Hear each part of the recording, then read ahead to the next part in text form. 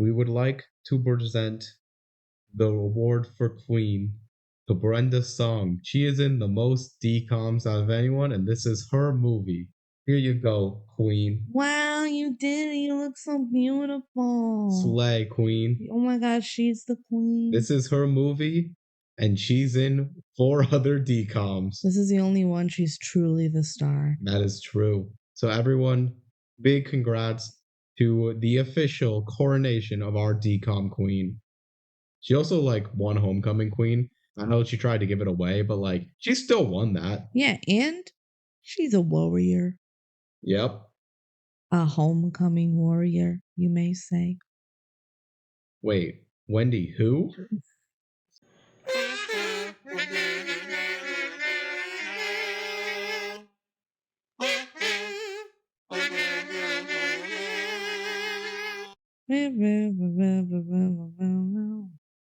Bow, bow. Bow, bow, bow, bow, bow, bow. Welcome back. Welcome, everyone, to the DCOM Duo Podcast. I'm Benji. I'm Kelsey. This is the DCOM Duo Podcast. That's what Kelsey just said. Yeah.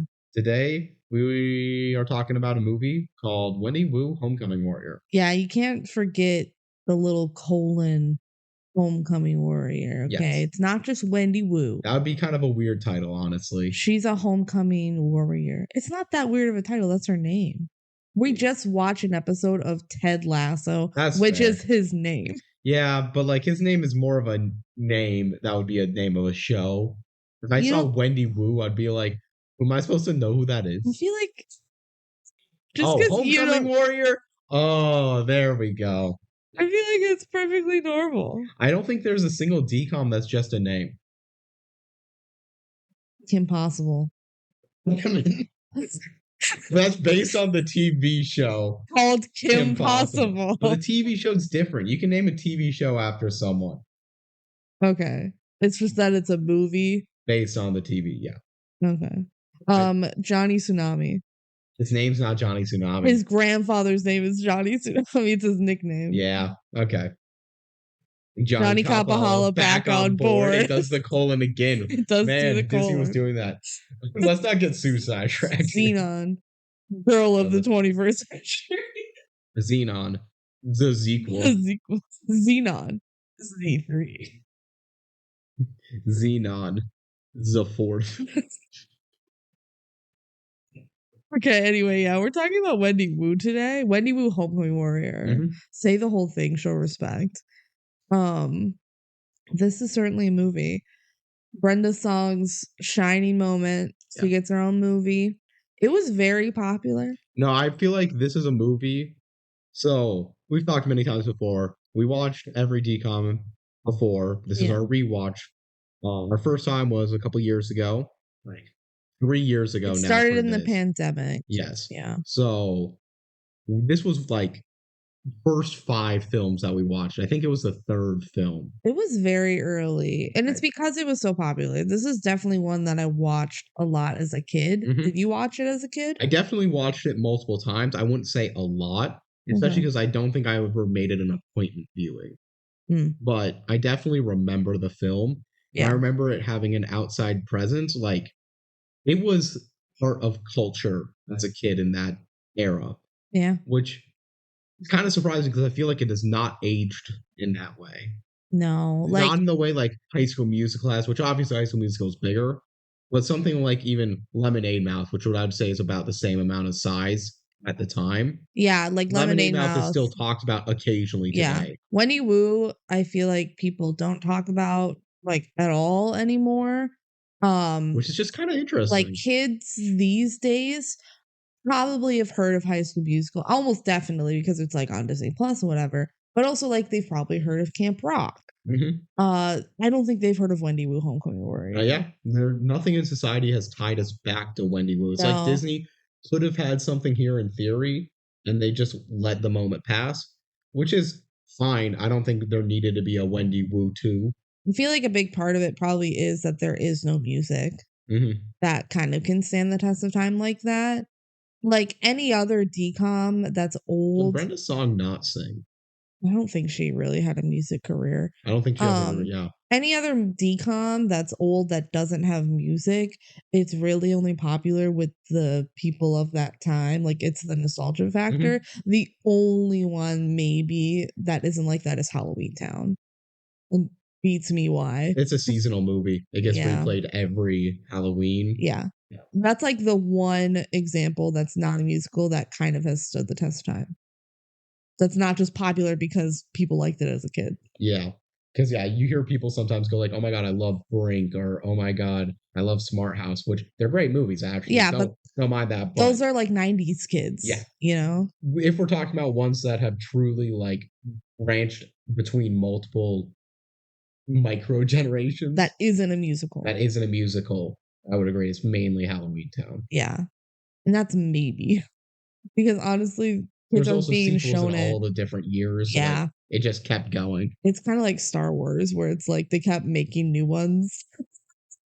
So I feel like we've gone into, I don't mind where we've gone to for Wendy Wu in this conversation, but it's kind of like an interesting discussion to be at the start of our podcast. Anyway, Wendy Wu. Yeah. What I was going to say about our house is we watched it very early on in the marathon. Yeah. And then consequently, when we were ranking all of our movies, everyone consistently just kept saying Wendy Wu is better than where we have it ranked, but we don't remember enough about it to rank it higher. Yeah, it's just like we remember liking it in the moment, but we don't remember why. So now we only have one day away from when we watched it, so hopefully we'll remember a bit more and be able to make those memories a bit more ingrained. Anyway, before we talk about Wendy Wu, we did get a little bit of fan mail. Back on Christmas Eve. Whoa. This was for our Can of Worms episode, actually. I love that Ben explained all about Jim Marshall's Wrong Way 66-yard run. Made me proud that he's such a well-read NFL fan. Hi to your special guest, Beans. Love, Tammy. Ben's mom. Thank you, Mom. Thank you. Yeah. If you want to listen to our Can of Worms episode, get more context on what that was all about. It was a good episode, I think. Can of Worms is wild. It's wild. It is one of, if not the most wild DCOMs. Yeah, for sure. I don't think there's a wilder one. No. Like, maybe Pixel Perfect. Here's the thing about Pixel Perfect. I'll just say it now. Pixel Perfect's my favorite DCOM. It is not as wild, but it's slightly more restrained, and I think it is better because of it. But it's only by a slight margin. Yeah. So if you have any thoughts on any of the movies we cover and want to let us know, you can email us at thedcomduo@gmail.com. Yeah. Or if you know us personally, you can message us in a different way. We love to hear what you have to say. If you send us something and you don't want us to read it, just tell us that. If you send us something, it can be on any DCOM covered in the past, present, or future. So, yeah, let us know. That's it. All right, now let's get into Wendy Wu Homecoming Warrior. Wendy Wu Homecoming Warrior was released June 16th, 2006. This is kind of the peak DCOM era, if I would have to say, it was in terms of cultural moments. Oh, yeah, it was the 63rd DCOM, so they were really pumping them out. I was 7 years old when this came out. I was 6. Yeah. It is directed by John Lang. The only thing I recognize really that he's done is some Power Ranger stuff, and actually a lot of the cast has done Power Ranger roles. That doesn't surprise me for the pure fact that, and maybe this bad, they're Asian actors. Well, even the white girls that were her friends apparently were in Power Rangers. Yeah. Because Power Rangers is a very Americanized kid actor. It would make sense for there to be crossovers. Yeah, I didn't write anything else about those two girls, but I think I read when I was looking up fun facts, a lot of it was oh my gosh, so many of them were in Power Rangers. Power Ranger fans are eating good tonight. Yeah. Also, John Lang is from New Zealand, and I guess I'll talk about it a little later. Maybe not. Maybe I'll just talk about it now.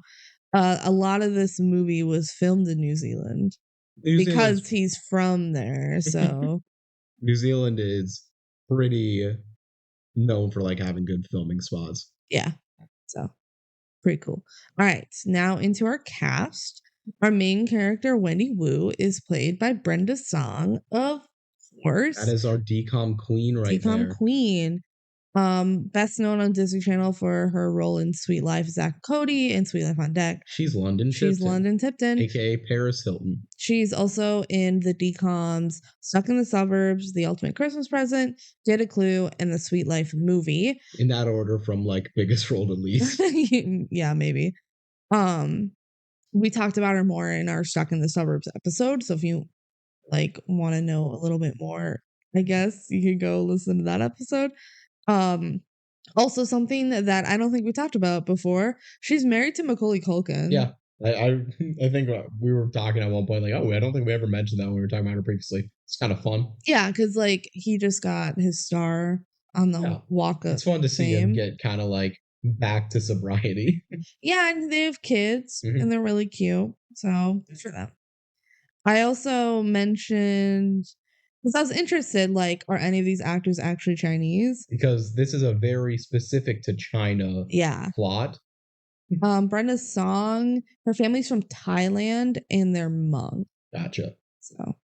So no. No. I did see one of the fact things on, I think it was like IMDb, in an interview. She said she liked relating to an Asian American, like trying to connect to their roots, but maybe struggling with that, which she didn't say Chinese because she's not Chinese. But she did still like resonate with it, which makes sense. Next we have Shen, is played by Shin Koyamada. He has not done a lot since Wendy Wu. His biggest role seems to be a show and then also a movie called The Yokai King. Sure. He was in the Disney Channel games back in the day, right? Big moment. This was peak Disney Channel games time, was when this movie came out. People who don't know the Disney Channel games, you want to give a brief description? Oh my gosh, it was amazing. There's 4 teams: red, blue, green, and yellow. Very creative. And they like wore t-shirts and shorts of that color. Like it was very much you are that color team. And they just do like fun obstacle courses and challenges, and it's all your favorite Disney Channel stars. They did it for like 3 years. And the last year is that they did it is on Disney Plus, so you can go watch it. I rewatched it a couple years ago. And that was the year they had a lot of like international Disney Channel stars come on too, so that was pretty fun. If you want to know more about it, I'm gonna shout out a YouTuber I like. Scott Kramer made like a whole video about the Disney Channel games and then hosted his own games, and it was amazing. So like go watch his video on it. Because I'm done talking about it.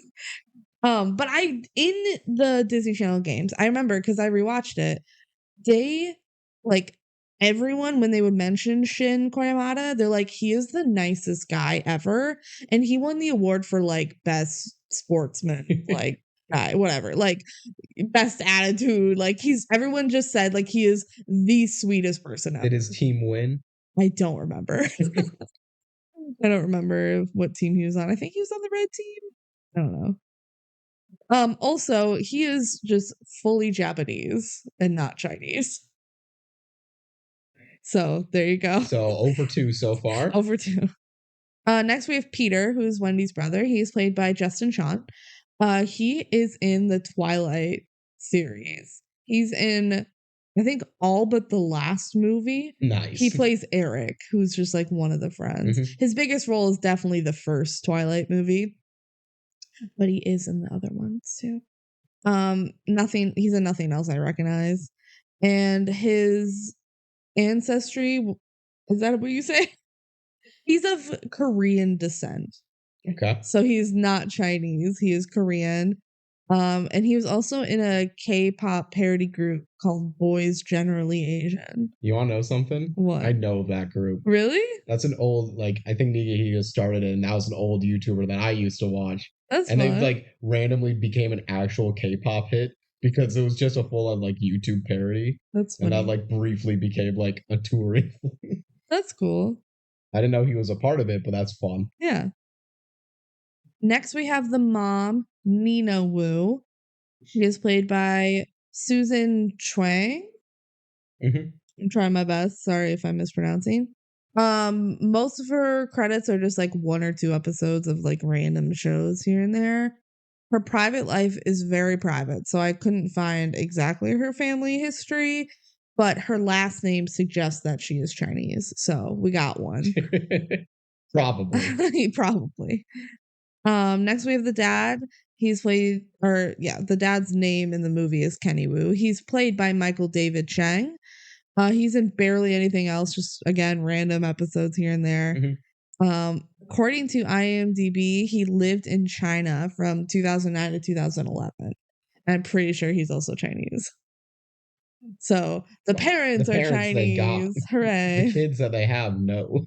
Yeah. Next we have Grandma Wu. She is played by Sai Chen. She was in Shang-Chi and the Legend of the Ten Rings. Okay, so pretty big recently. Yeah, she was Katie's grandma in that. So she's also the grandmother in that movie. I mean, she didn't get younger over the 15 years. Yeah. So she's been acting for a long time. She's been acting since the late 50s. Wow. Yeah. That's a lot. So she has a bunch of credits. Obviously not a lot I recognize.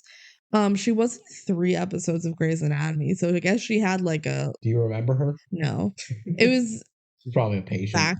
Just like a 3-episode like patient arc probably. Or maybe she was related to Christina Yang. Maybe. I don't know. Apparently she was also in Now You See Me Too. Those were like the ones I recognize. Okay. She's done a lot more, but... It's stuff where it's like, how much are we going to know about? Yeah. Yeah. Oh, I guess I didn't write it down. I'm pretty sure she is Chinese, but I don't know. Next we have Austin, who was Wendy's boyfriend. He's played by Andy Fisher. Wendy Wu was his breakout role. Like that was the first acting credit. And since then he's done some voice acting, but like he's credited as additional voices. Uh-oh. So yeah. He's just like a background voice actor. Yeah, and he's done like other stuff I haven't heard of. Jessica, our villain, is played by Ellen Woglum. She's been in movies I've never heard of in random episodes of random shows, so not a lot. Sure. And then just like really quick, some of the adults, like the teachers that turn into the masters. Coach Gibbs is played by Sally Stockwell. She is in You Wish. She's the mom in You Wish. It's a much bigger role in that movie. Yes. Mr. Medina, who's the teacher that turns into the tiger guy. He's played by James Galen. He's also in You Wish. He plays the mayor. And he's in Eddie's $1 Million Cook-Off. He's the assistant coach, right? I think so. It's credited as Longo, which I couldn't find if that was actually the assistant coach, but I watched like the first 5 minutes of Eddie's $1 Million Cook-Off to see if it looked like the same guy. I'm pretty sure it's the same guy. Okay. So I'm pretty sure he's the assistant coach. And finally, Mr. Garibay, who is the teacher that becomes the leopard, or is he the principal? Something. Whatever. I don't know. He's played by Michael Sequente, and he's in Xenon the Sequel as Lieutenant Hart. So the adults are pretty callback to DCOMs. Yeah, they're in some DCOMs. Gotcha. Which I thought was fun, and that I should probably mention. All right, now for our fun facts. Oh, I'm ready to have some fun. This film contains so many martial arts sequences that Disney had to rate it TV PG. Wendy Wu was the 8th DCOM to receive this TV PG rating. Do you know what the other ones were? I have the notes in front of me right now. Tiger Cruise, Don't Look Under the Bed, Halloween Town 2, Jet Jackson the movie, Mom's Got a Date with a Vampire, and Twitches. So, like, almost every Halloween one. Pretty much all Halloween except for Tiger Cruise and Jet Jackson the movie. And Tiger Cruise definitely should be PG. Yeah, it's like about 9/11. So, and Jet Jackson, I guess there's also fighting in that. There's some like decent fight scenes in there. Wendy Wu won the Best TV Movie Award at the Nickelodeon Australian Kids' Choice Awards 2006. I didn't realize it said Australian when I copied this from Wikipedia. I thought it was the like American Kids' Choice Awards. Did it not win the American one? Apparently not. Otherwise, I'm sure it would have said that. This was the Australian Kids' Choice Awards. Okay? The Australians have taste. They're like, oh my god, it was filmed in New Zealand. That's not even Australia. It's close. In 2006, so the year this came out, Claire's and Disney released necklaces and hairbrushes on the face of Wendy Wu and Shen. Mm-hmm. And later they released a full line of accessories, and also there was like postcards, coloring books, and a calendar for Wendy Wu. If you have any Wendy Wu merch, please send it to us. Please. It is not around anymore. And finally, there was going to be a sequel to this movie where Yan Lo is revealed to be possessing the Wu's family dog, but it was canceled. So apparently there was like an alternative ending, and you can find this on like the DVD bonus features. There's an alternative ending that is included on the DVD where Yan Lo takes possession of their dog. So it was like sequel baiting, and there was going to be a sequel, but it was canceled. With the slides of all the teachers saying, the demon's gone now. Yeah, they literally say, like, he's dead forever. And then what if he wasn't? It would have been dumb. So I'm kind of glad they didn't do it. Like, if they were going to do a sequel, it should have been a different villain. Yeah. But whatever. Okay, you ready for the Disney Plus subscription? Give me that DPD. Wendy Wu has only one thing on her mind: winning the crown as this year's homecoming queen. But the arrival of a mysterious young Chinese monk named Shen flips her whole world upside down. As if juggling homework, a haughty boyfriend, and fierce competition for homecoming queen isn't enough, now she's got to seriously train her mind, body, and spirit in all things kung fu. Will Wendy discover her own inner warrior and learn what's really important in life? Probably. I feel like they mentioned nothing about like saving the world. I was about to say, like, it's kind of rude to be like, hey, learn what's important in life, but like literally the world will end if she doesn't do this, and it's because she wants to win homecoming queen. Yeah. It's not a bad description, but it's just kind of like incomplete. And that's so rare for a D+. Yeah, they probably should have just mentioned like, and the world is gonna end if she doesn't do it, by the way. Raise the stakes a little. Yeah.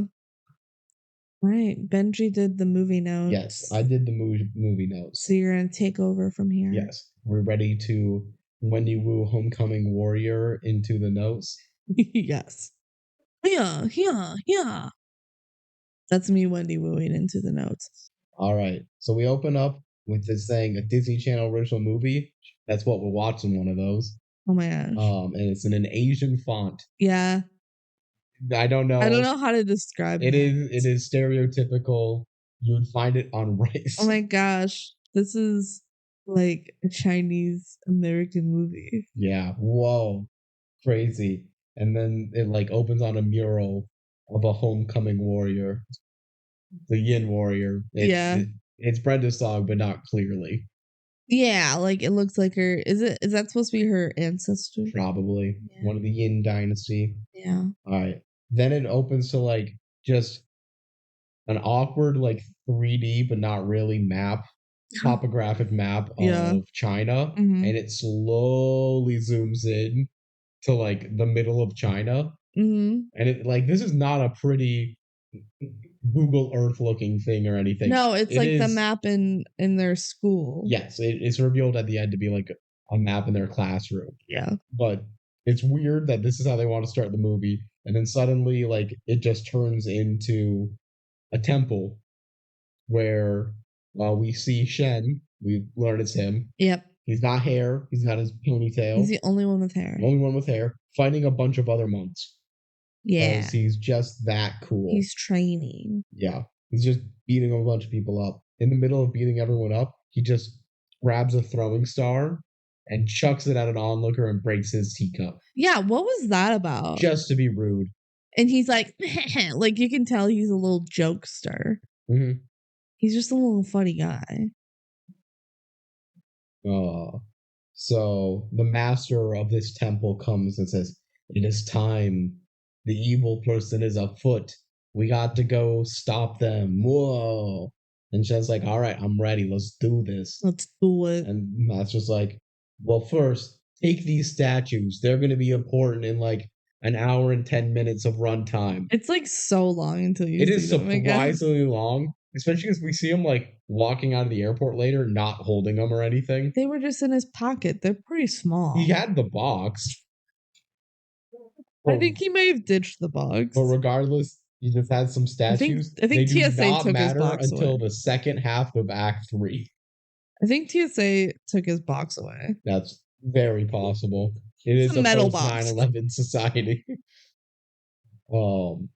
And he's like, the evil person's right now in this fake ass town of California. Yep. But it might not be that easy to like make the warrior person fight with you. Here's a picture of her, unfurls a scroll.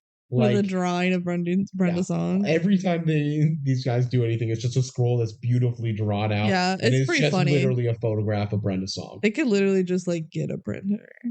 Yeah, like seems a little too much for them. Yeah, especially like they're in modern age now, and their warrior is of the modern age.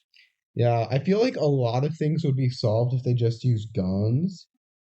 Yeah. I'm gonna be real. Well, how do you shoot a fog monster? Probably a bit easier than you kung fu it. Whatever. All right. So from the picture, it transitions into Brenda Song, who's just asleep in her geography class. I think it's actually a world history class, but they're talking all about geography at that time for whatever reason. It's the history class. It is the history class, yeah. But he's like, where is this in China? Yeah. So I don't know about that. And it's like he's pointing at his tiny little map that's like one of those pull down maps. Mm-hmm. And he's like, tell me where this is. And like, I'd have to be standing right in front of it to like remotely see what he was pointing at. When you were a kid, you had better eyesight. So basically, Wendy just kind of defers as long as she can, and then the bell rings and she's like, okay, I'm gonna leave. Bye-bye.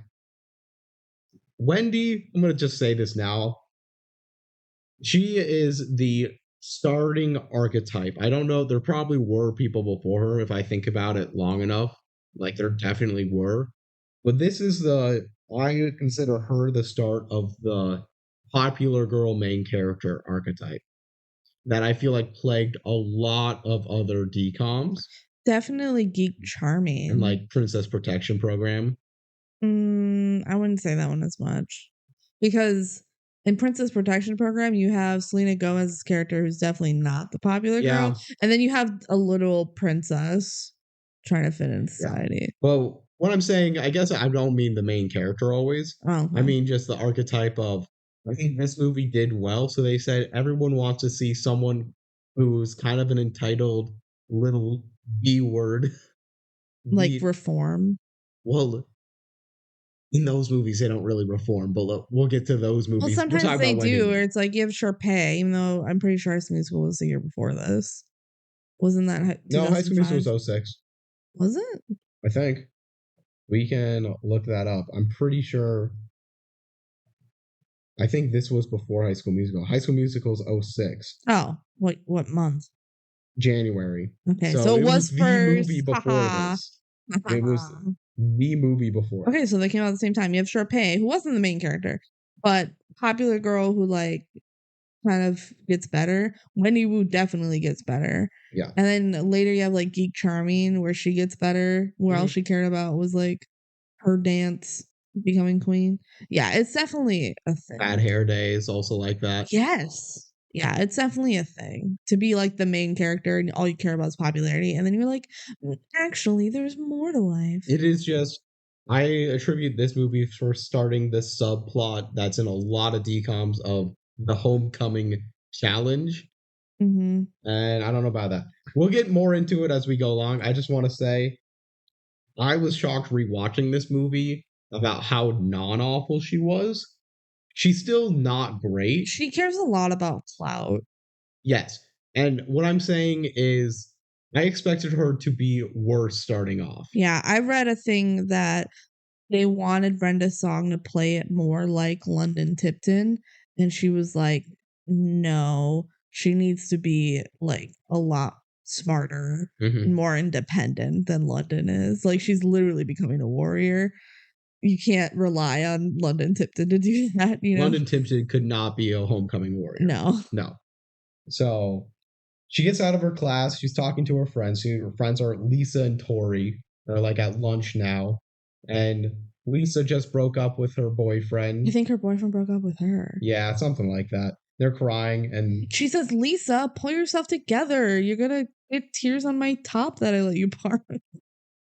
Yeah. And Lisa's like, man, I wish I was like you, Wendy, you know, popular, cool, a shoo-in for the queen with a perfect boyfriend. So everything's great for Wendy. Yeah, right now. Wendy's like the most popular girl in school. Austin shows up. That's her boyfriend. He's a himbo. Well, does he really respect women? I think enough. He really breaks up with Wendy because she stops respecting him. That's valid. He knows his worth. But he's also just not a nice guy. Oh no, he's just stupid. Yeah.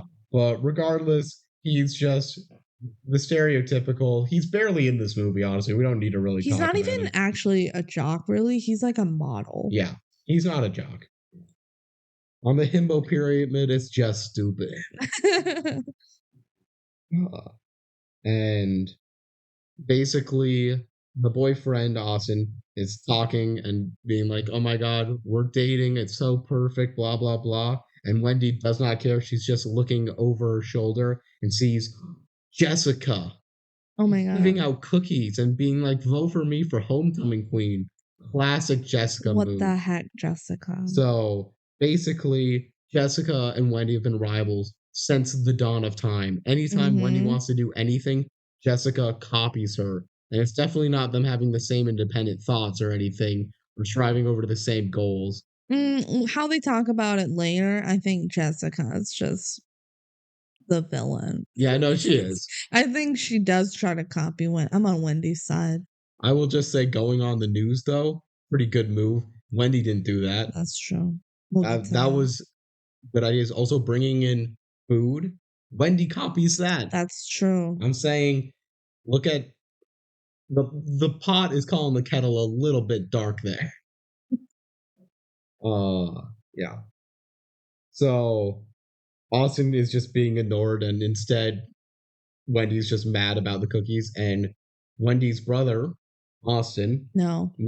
Austin's Wendy's her boyfriend. Brother, Peter. Her brother. I'm just gonna call him brother. I wrote in the note brother every time. His name's Peter. I'm just gonna call him brother. There's no other brother in this film. That's true. Gets a cookie and it's like, vote for me, and he's like gonna happily eat the cookie. So instead of, letting him eat the cookie and then still voting for his sister, Wendy says no, throws her lipstick, and it's exactly like the ninja star. Yeah. Throwing star. Sorry, This is Chinese culture. Yeah. And it breaks the cookie. It shatters it. Just in half, actually. It's still pretty intact. Yeah, you can still eat it. The cookie was like half one flavor, half another flavor. So she just kind of knocked it in half, and he can still eat the rest of the cookie. Yeah, he can. But it was very dramatic. Yeah. And everyone kind of just looks at her for a little bit, and she's like, he's on a diet. That's why he's not doing it, which is weird. But okay. And then Wendy goes to her brother and it's like, why were you doing that? And then, while that's happening, Jessica gets Austin a cookie. And Wendy's mad about that. Wendy just can't handle men. She can't handle Jessica, really. them eating Jessica's cookies. What the heck? It is a binding contract. If you eat it, you must vote for her. So that's true. Yeah. Then we cut to the museum. The mom in this family is like a museum runner. I don't know.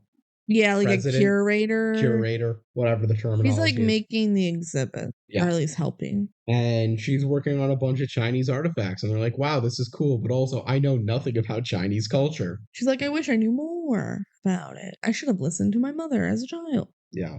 And Wendy's just complaining that Jessica always copies. She's like, I broke my arm. Everyone signed my cast. So Jessica got everyone to sign her leg, even though it wasn't broken, which I think is just a slay queen move. Okay, that's what I'm talking about. Of no, like, they're both bad. of Jessica being like copying Wendy all the time. She had people sign her leg when it wasn't broken.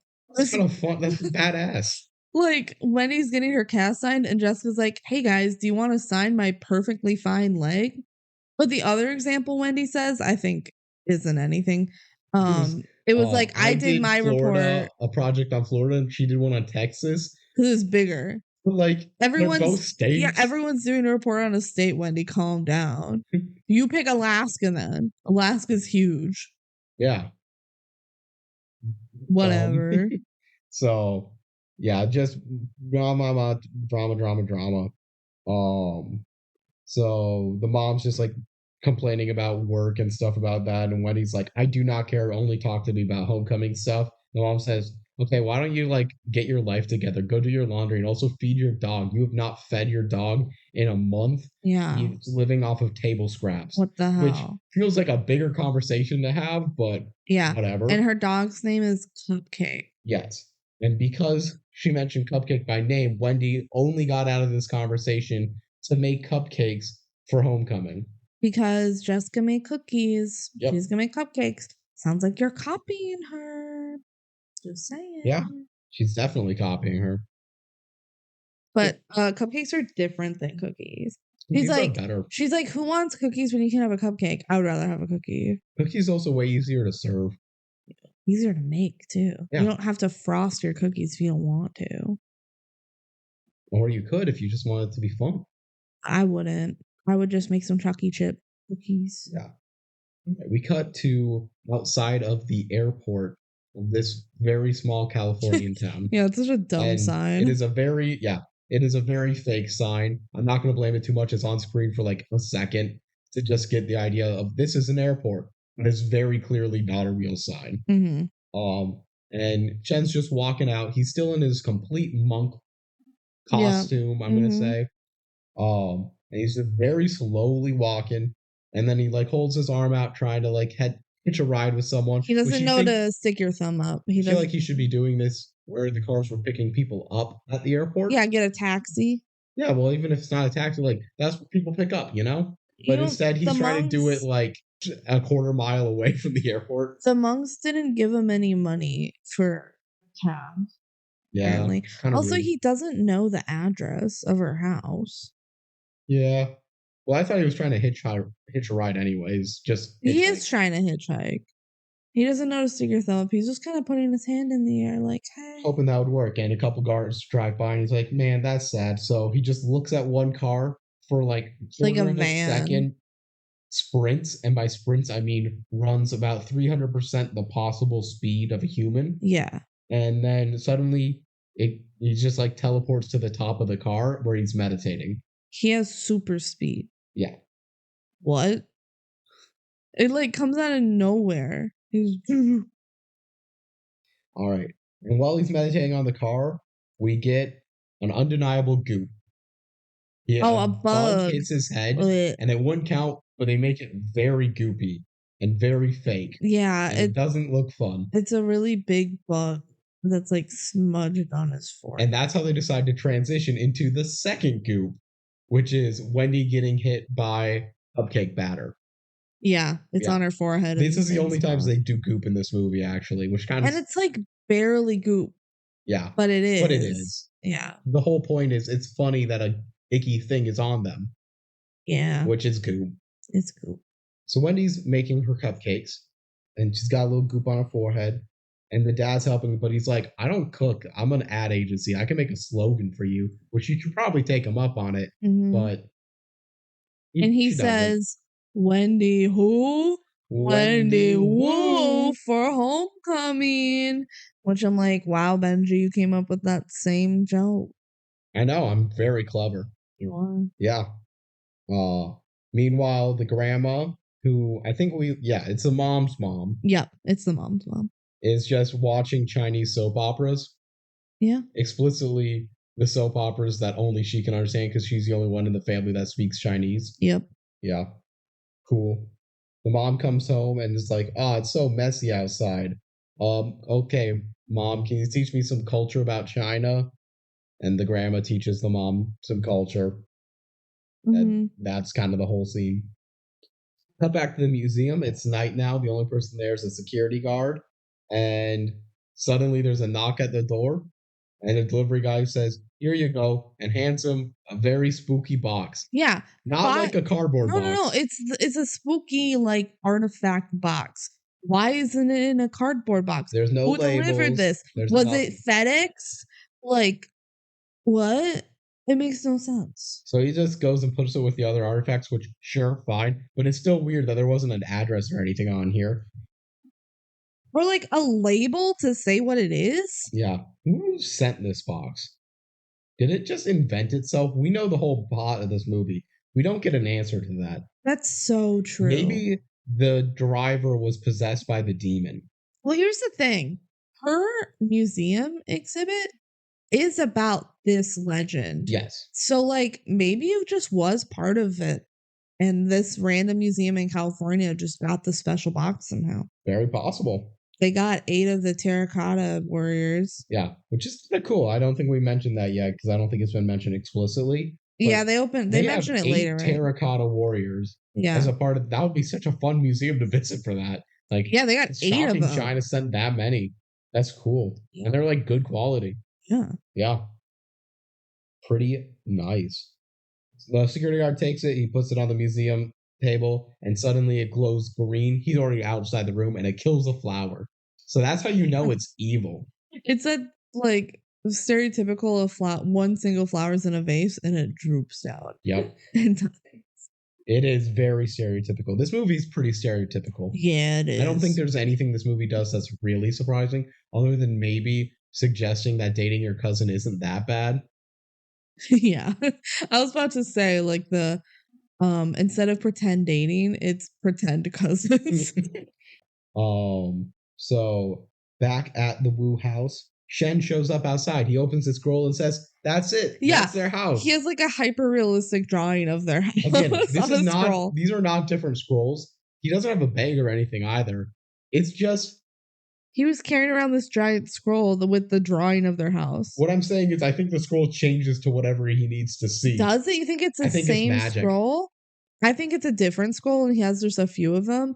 And he didn't have the address. He just wandered around in different neighborhoods until he saw the right house. He probably found multiple houses of the same design because most of them would like have similar designs. Yeah. So it's in black and white, this scroll. So there's some color. Maybe not. There's some color. Yeah. And he just knocks on people's door and he's like, "Is Wendy here?" And the answer is always, we didn't Wendy see this. Who? We didn't see this happening. We're just speculating. Yeah. So he goes and knocks on the door. And, well, that happens. Wendy's like, "I'm done cooking." And the dad and the grandma leave her to do the cleaning. Because they're like, "No, you've forced us to do too much." Because she's kind of just mean. She made 500 cupcakes in one night. It's a lot of fucking cupcakes. And she's like, "Why won't you guys help me?" And they're like, "We're not helping you." Which, fair. Like, why did they help her in this much already? Yeah, exactly. Like, this was all purely her idea for her homecoming. Like, you can clean up the kitchen. So Shen knocks on the door. Wendy opens it.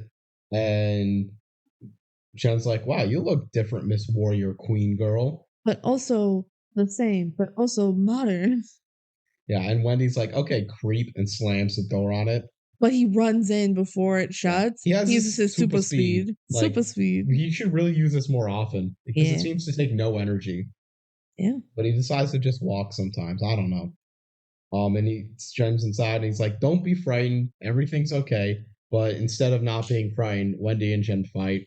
Yeah, she grabs a mop and she does her special move. Yes. If you're a fan of Kim Possible, the 2019 film, Wendy Wu is the same film in a lot of ways. It's very similar, yeah. And all of the actions do stuff with your stick, and a lot of the like, I'm cool and I don't even know it.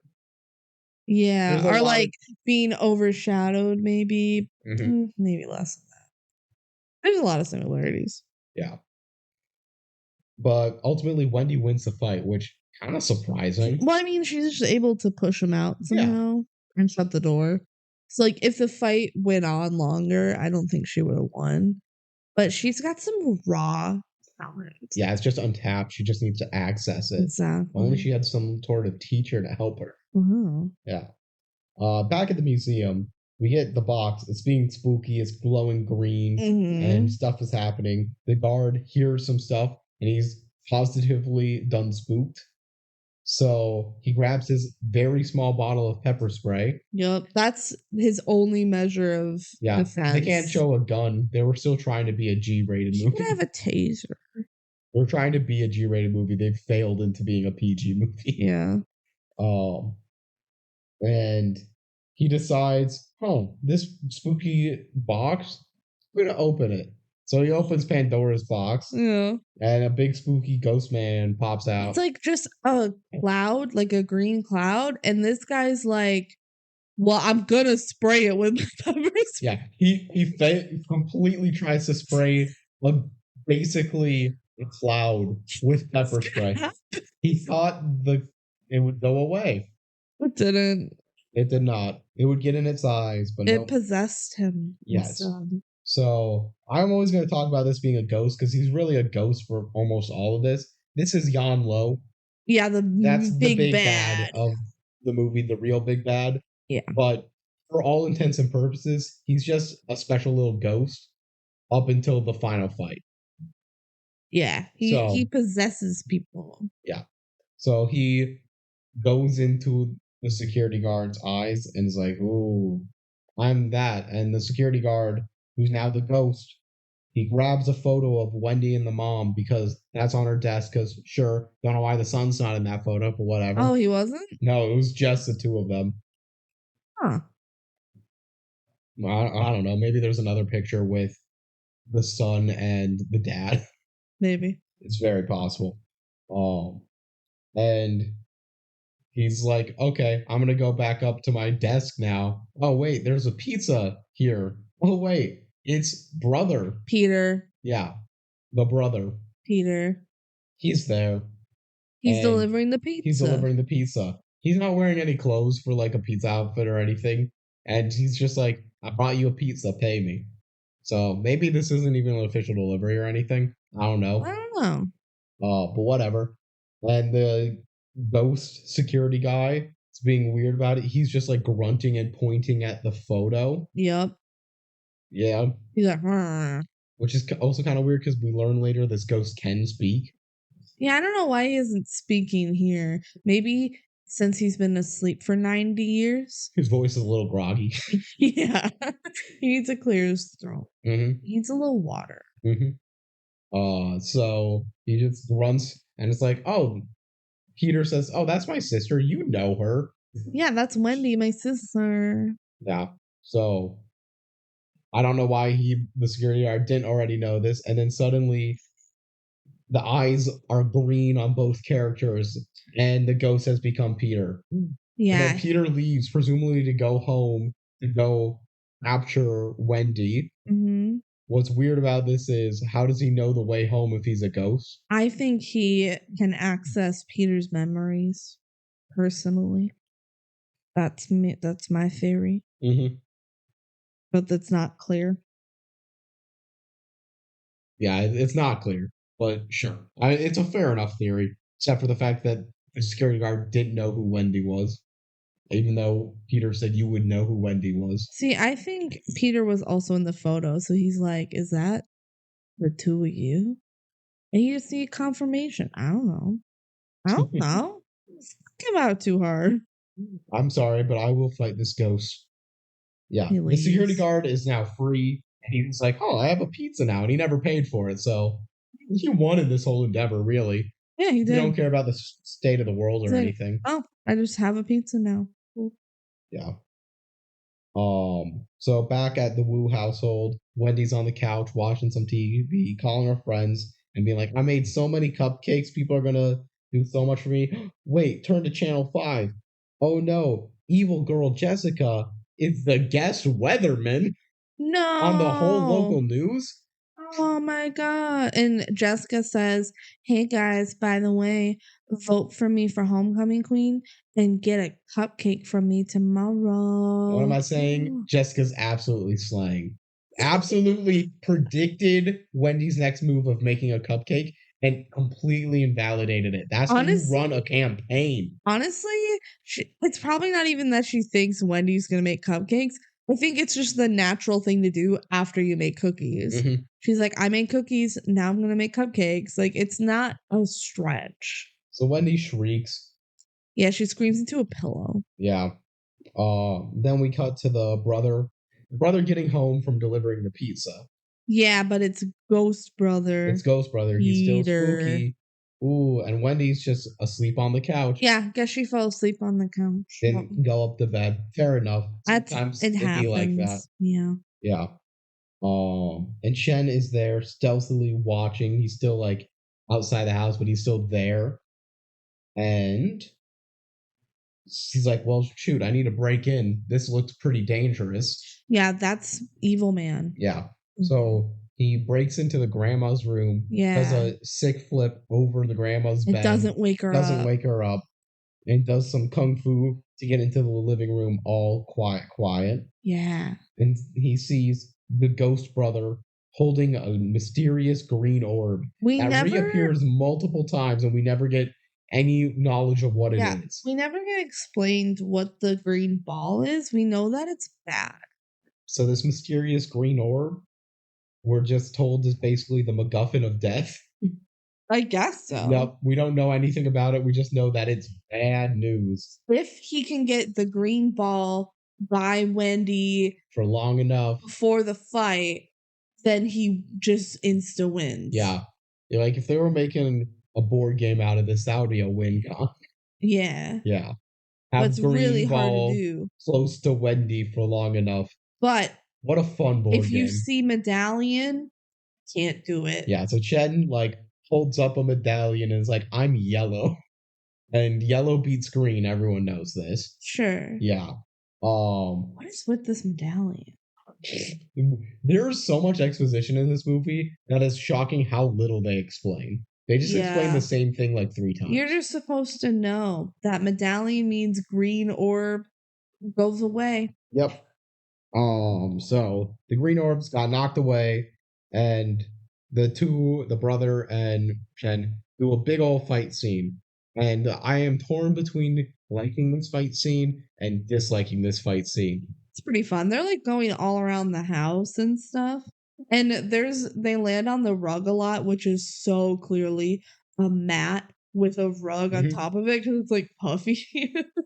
It's pretty funny. I'm going to quickly run through the important stuff that happened in the fight. First off, they're all silent during it, which is kind of cool because it's completely like quiet so Wendy can stay sleeping. And the rest of the parents. They want everyone to be asleep is a little confusing. He doesn't want like the parents and the grandma to wake up either. Yeah, but I feel like one of them would want them to wake up.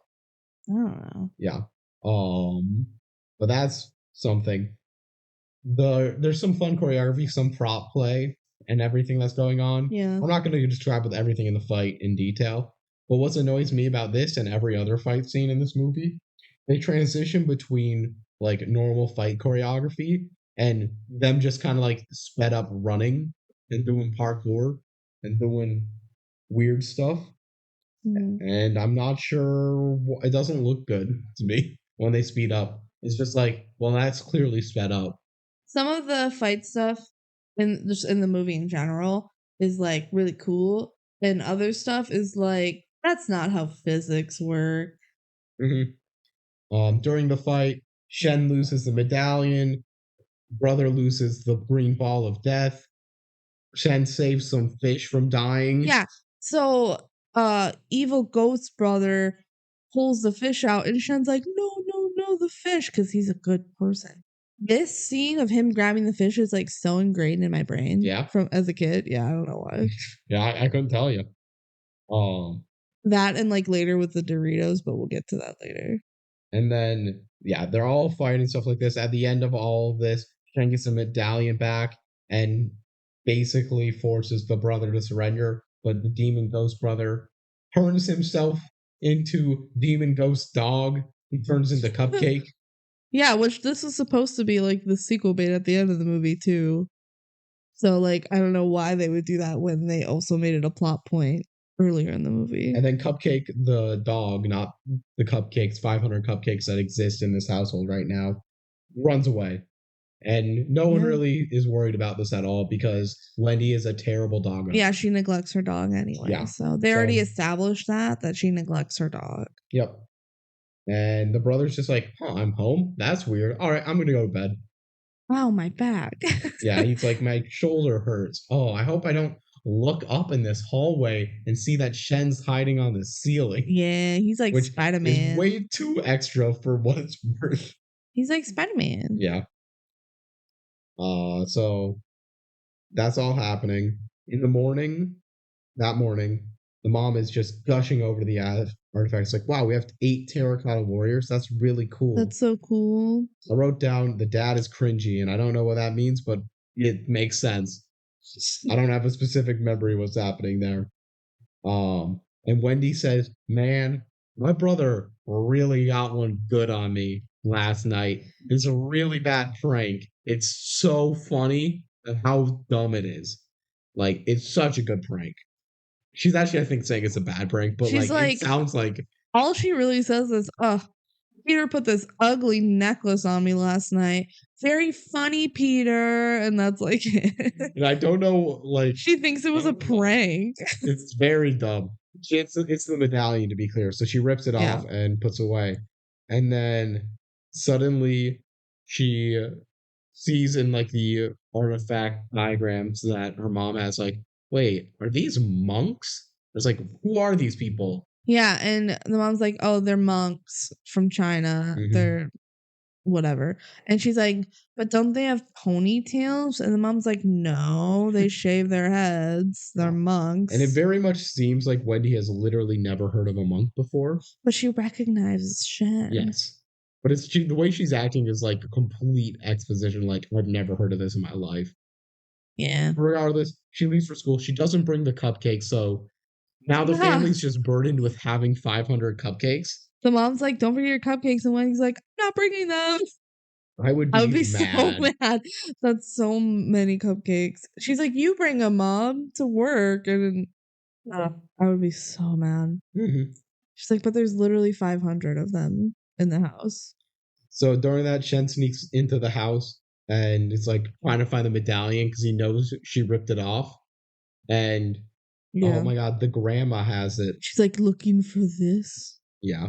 And they like talk in Chinese, and the grandma's like, is my granddaughter a warrior? The grandma goes way too hard in acting in this scene alone. He goes like, yes, she is. And she starts like tearing up. She's like, it's a great honor. She legitimately like full on as tears, fully is acting ass off in this scene. It's really this scene and just like no other scene. In every other scene, every other character understands they're cashing a paycheck with this movie, which is fine. This is not high art. Yeah. But in this one scene, the grandma's like really going for it. It's like, this is my Oscar bait. It's because she gets to talk in Chinese. Maybe. She's like way more comfortable, probably. We learn later that her mom was the last warrior. Mm-hmm. So I think it just means a lot more to her that like now her granddaughter gets to be the warrior. Yeah. She gets to see the cycle from two ends. Do you think she's like, damn, I wish I got to do it? No, she's like, that's a big responsibility. I'll stick to my soap opera. I just get to watch. Yeah. So Shen runs out of the Wu household and chases after Wendy, who's getting into a car with her friends. Wait, you have to wear the medallion. You have to wear this. You have to wear this. And Wendy's like, oh. Wendy's like, drive now. And the friends are like, who is that? And she's like, go. Just go, don't worry about it. So Shen full on steals a kid's scooter. Yeah. When we know he can run infinitely fast, so maybe the kid shouldn't have just left it in his yard. It's his yard. Why isn't that kid in school? That's a good question. Well, high school starts earlier than elementary school. Yeah, at least a couple hours. Yeah. That's a good enough point. Thank you. You're welcome. We learn Lisa's back with her ex. If you're asking for any character development or storylines for Tori or Lisa, they don't have enough time in this movie for it. They're just Wendy's friends. Yeah. Really. And Chance just keeps chasing and catching up to the car and holding on to it and saying, "You're in danger, you're in danger." And they're screaming at him. Yep. And then suddenly the car knocks Shen off and like Shen falls into a bush and they're like, "That was weird. Let's not talk about it again." Yep. And suddenly we cut to the soccer field. Yeah. So this is gym class or is it soccer practice? I think it's gym class. Gym class makes more sense for what we were talking about later. Yeah. So they're in gym class playing soccer. Mm-hmm. Oh, Jessica and Wendy are doing their classic rivalry thing where they're never mean to each other in their words, but they are in their actions and their meanings of their words. Wendy has the ball and they're like, "Oh my God, did you see me on the news or on the Weather Channel or whatever?" And Wendy's like, "No, missed it. Sorry, I was too busy hanging out with Austin." She wasn't even hanging out with Austin. No, she's a liar because she did see turns around to see her super sexy boyfriend, and Jessica steals the ball and makes a sick goal. She negs her. She negs her and then negs another player and then makes a goal. It's actually pretty sick. Not only negging just the person that you're like trying to get one on, negging the next defender is such a badass move. It's pretty cool. I would vote for Jessica. Who do you vote for? Wendy. Okay, but you get a cookie and a cupcake from Jessica. I don't care about cupcakes. What has Wendy given you? The existence of Shen. Yeah, this is before we meet Cool Shen. Yeah. Okay. When we meet Cool Shen, we'll see how the tables get evened. Yeah. So like, dang, Jessica scored that goal. Isn't this when the teacher says, "Wow, that was really good, Jessica. Also, you'll be a great homecoming queen." Yeah.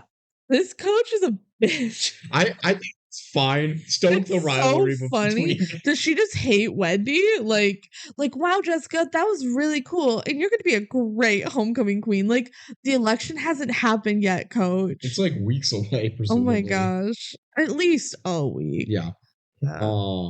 So that's funny. And then she's like, "Okay, Jessica, you go in net."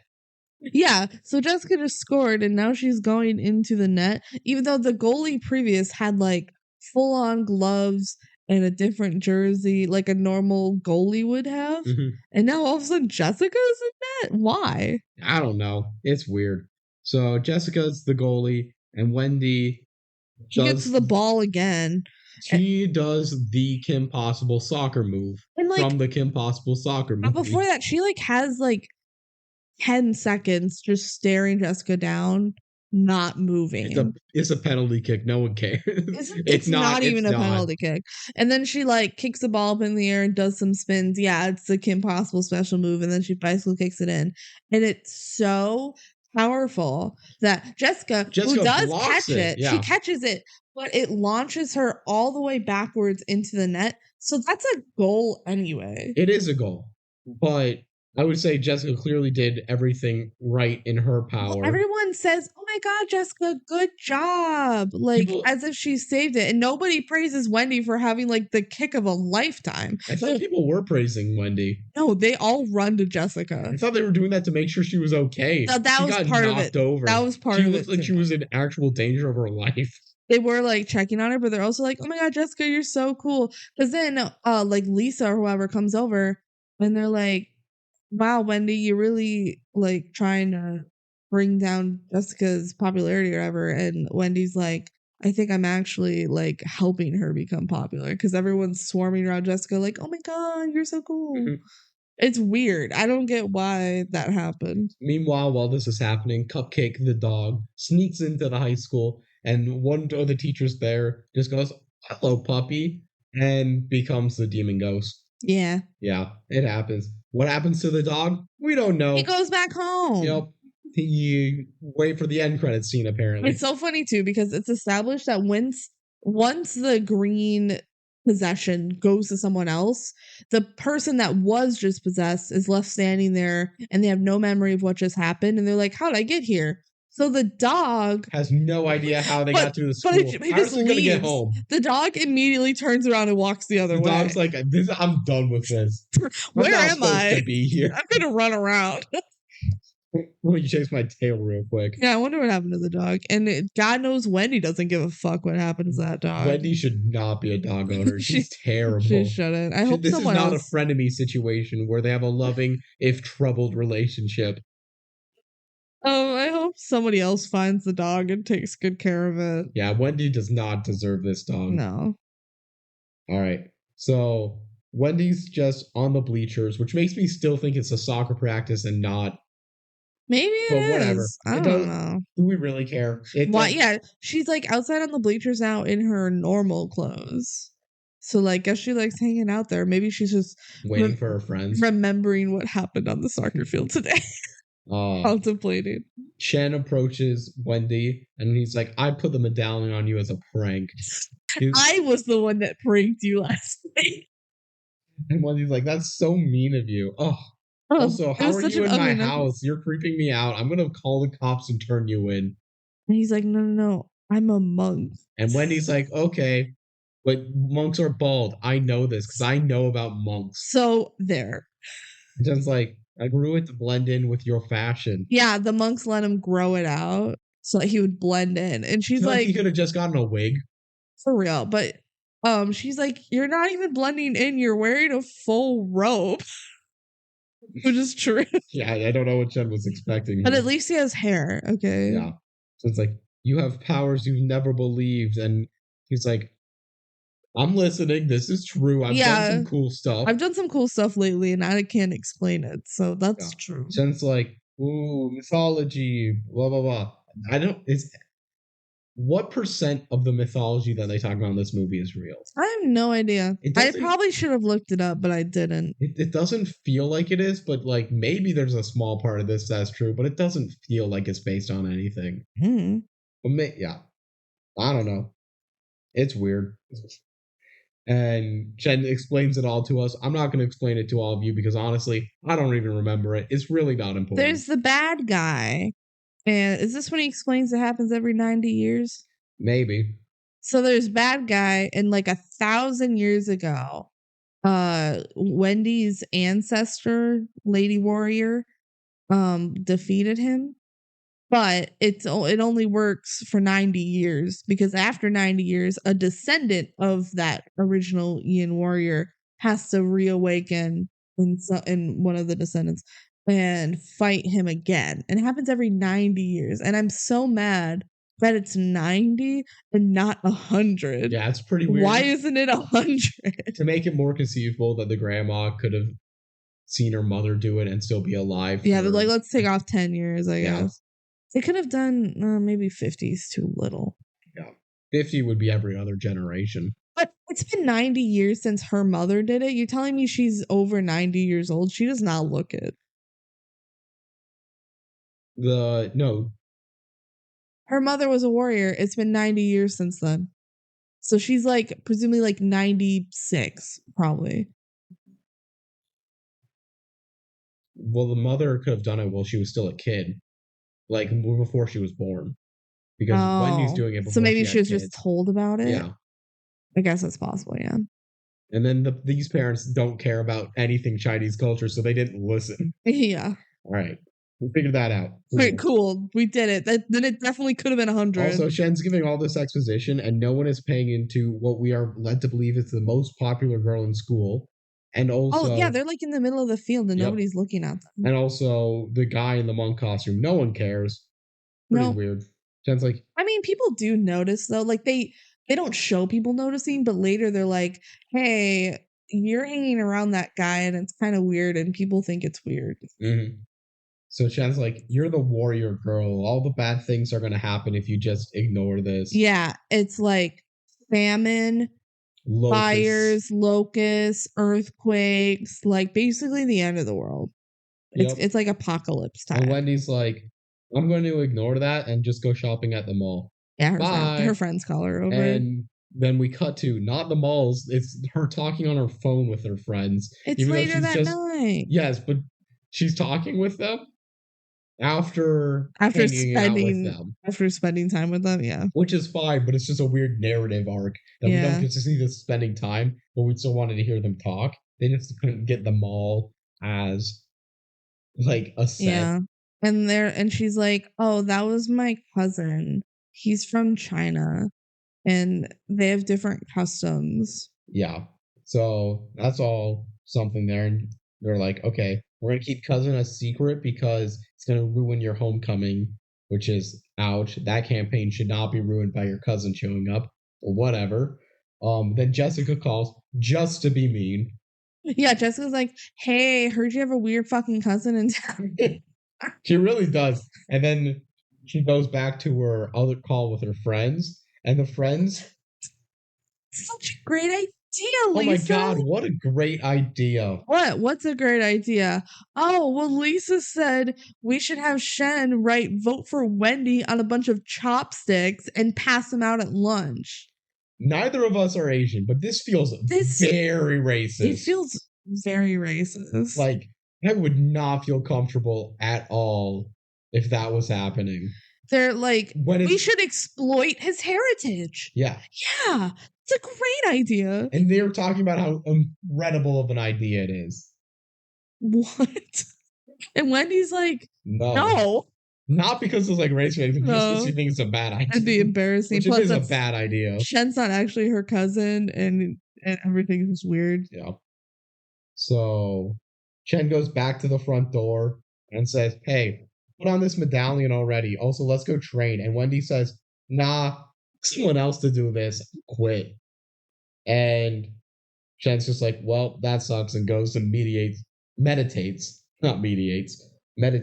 outside the house. That's how he sleeps. He's like meditating. Yeah. It's transitioned to night. Yeah. And the grandma walks out, wraps him in a towel, grabs the medallion, looks at it a bit, and puts it on a sleepy little Wendy. And then it's the next morning, and Wendy wakes up and throws the medallion at Chen. Yeah, she's like up on the balcony. It's like, and throws it down to him. Why you come in and do this, you meanie? Mm-hmm. You should get a restraining order, Wendy. Yeah, maybe. All right. The school, the principal, or whoever's the demon right now. I think it's the principal. Principal, probably. It's doing an evil walk and slowly starts approaching Wendy. And Chen sees this and does his super fast run. All of a sudden he's just like sprinting towards him. Like, where did he go? I don't know. He's just following her. And just absolutely trucks the principal. Yeah. Immediately knocks him over. Yep. Pretty good. And Chen tries again to give the medallion to Wendy. And Wendy's still like, no, because this plot point lasts forever. Yeah, and it's ugly. Yeah, that's really the main reason. If it looked cute, it would be fine. I think she doesn't even have to wear it on her neck or anything. She could wear it like on her leg under her clothes. She could wear it under her shirt. Except she only wears like kind of tank tops with a bunch of layers because it's DCOM fashion. Yeah, DCOM fashion. If we dress like DCOM, that would be pretty funny. That would be pretty funny. She just should wear a t-shirt. You know what I wore in high school? T-shirts. Mm-hmm. That would be pretty simple, but she's popular and she has to show off her body to get the male gaze vote. She has to wear a million layers and a hat and a waist belt. But still be showing some skin. The hat. All the DCOMs with the hats. Yeah. It's so many. There's my God. So they all look different. Yeah. Yeah. She wore a hat and Stuck in the Suburbs. Yep. Remember her soccer yeah. Stuck in the Suburbs? Another that was like soccer DCOM. I know, she plays soccer in this one too for like a scene, and that's how much she played in Stuck in the Suburbs as well. I think this is the last time we see her play soccer. Makes enough sense. Maybe she does in Ultimate Christmas Present. We're just forgetting. I don't think so. It was winter in that movie. What makes you say that? The snow machine that they set off. I thought it was because it was a Christmas movie. Wendy's like, yeah, no, we're not doing this. And then her boyfriend comes up. Austin. Austin and Wendy just talk. And Austin's like, so I tried out for like a modeling job. And they said my photos were totally like 80s retro. That's a good thing, right? And that has no value quantity to it. That is literally just a genre. Yeah, they just kind of describe a way he looks in neither a positive or negative way. I don't think 80s retro fits him either, but whatever. His hairstyle kind of is like maybe. That. Meanwhile, Shen's just running around with the medallion, making sure no one's a demon. Yeah. He's like, all right, the boyfriend's not a demon. Yeah, he goes, he's not the demon. You can speak with him. And then goes into the woman's bathroom to check everyone in there for being a demon. Oops, he's not supposed to go in there. Uh-oh. So Austin's like, I'm gonna be the homecoming king, so you better be the queen. We're dating. Then Jessica runs into Wendy, although she says, "Wow, I guess you ran into me." Yeah, which is weird. Wendy kind of not what happened. Wendy kind of bumped into her. Yeah, that's what happened. And Jessica's like, I'm so sorry you can't actually be homecoming queen. And Wendy's like, what do you mean? I heard you have to have at least a C in every class. The C average. To be in any extracurriculars, including, homecoming. And soccer. She mentioned soccer, so it must have been soccer practice. Yeah. But like, oh, guess what? I guess you can't be homecoming queen because you don't have a C average. I wonder how the counselor found out. That is a line that's gonna bug me to no end with this movie. How would the counselor know? Jessica insinuates that she told the counselor that Wendy is like failing history class. The counselor should already know. What is the counselor's job if not knowing that? Like, if it's really a rule that you have to have a certain grade point average to participate in extracurricular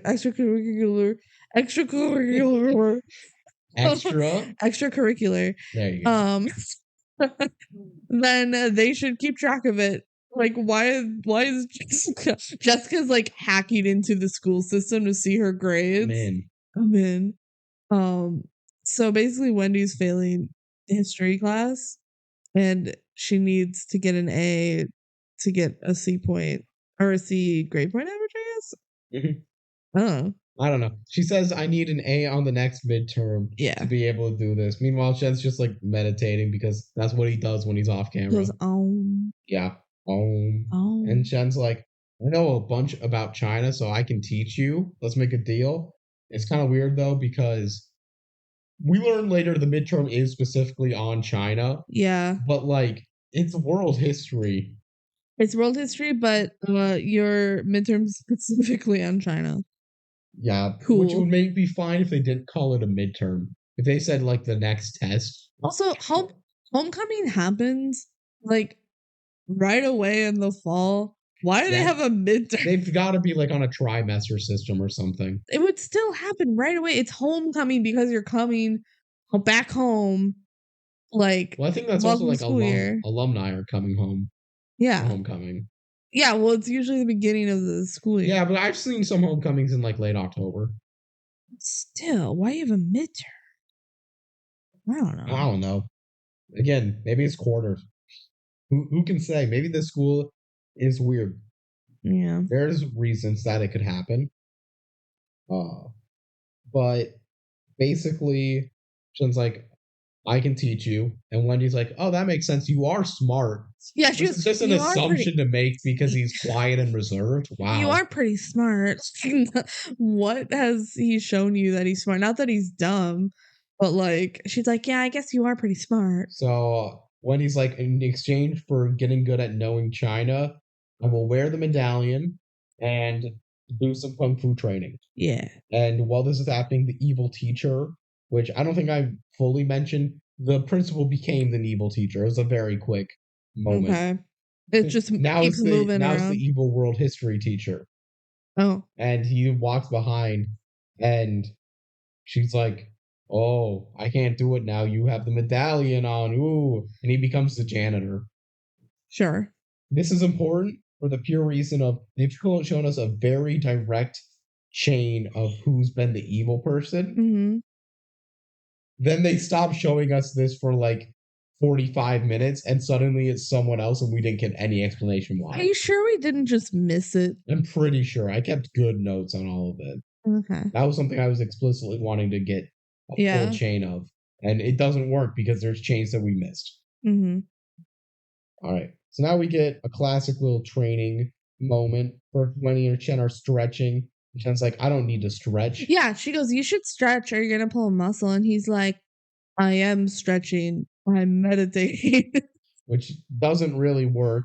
That makes sense. Yeah. Then we get a training montage to some fun music, and Chen does some like very fancy dances, and Wendy does some very modern dances. And she's being really silly, and she's like eating chips during it all, and she's like calling people in the middle of training, and it is extra, but it's not random enough to be funny. Yeah, it's pretty just, cringe. It is pretty dull in my opinion, but that all happens. A lot of dumb moments in it.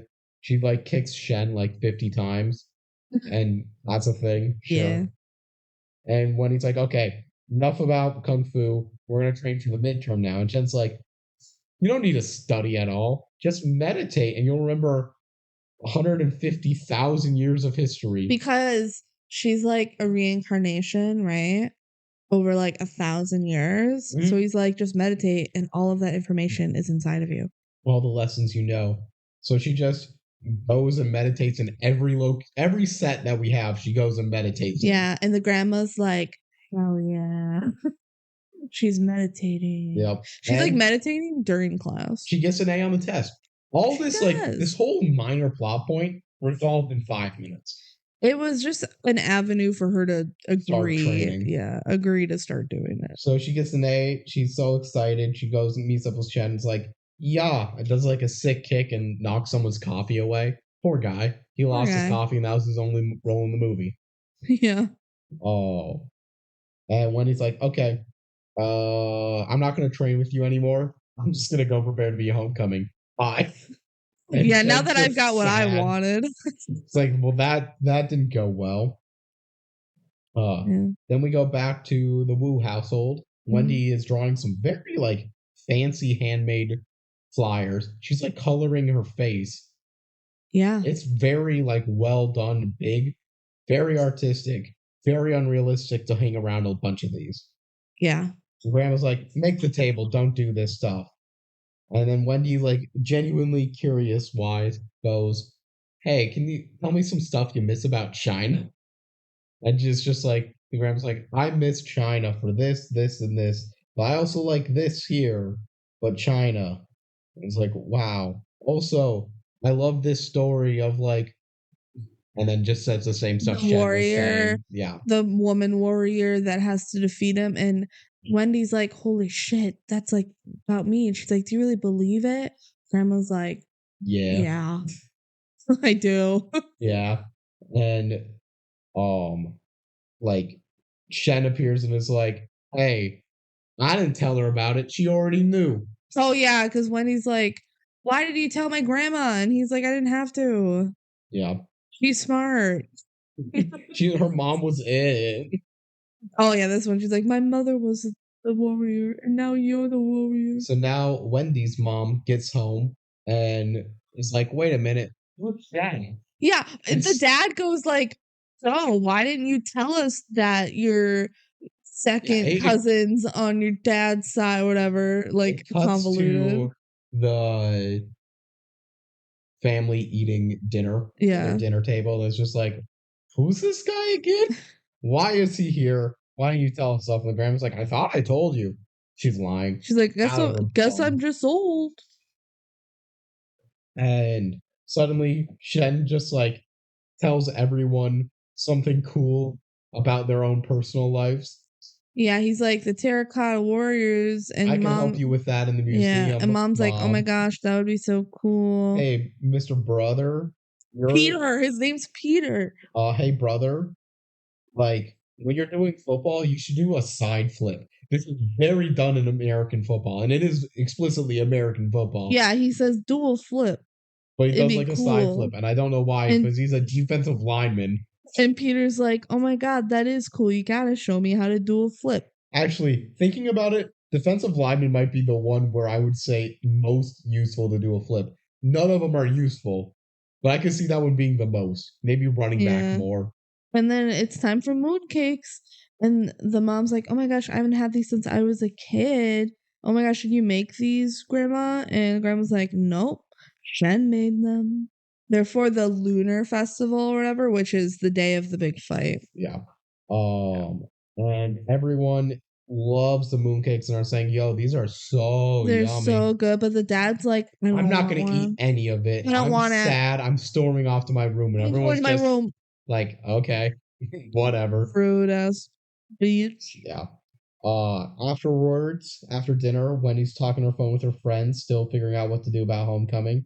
And Shen and the brother just absolutely bro out. They're like, dual flip.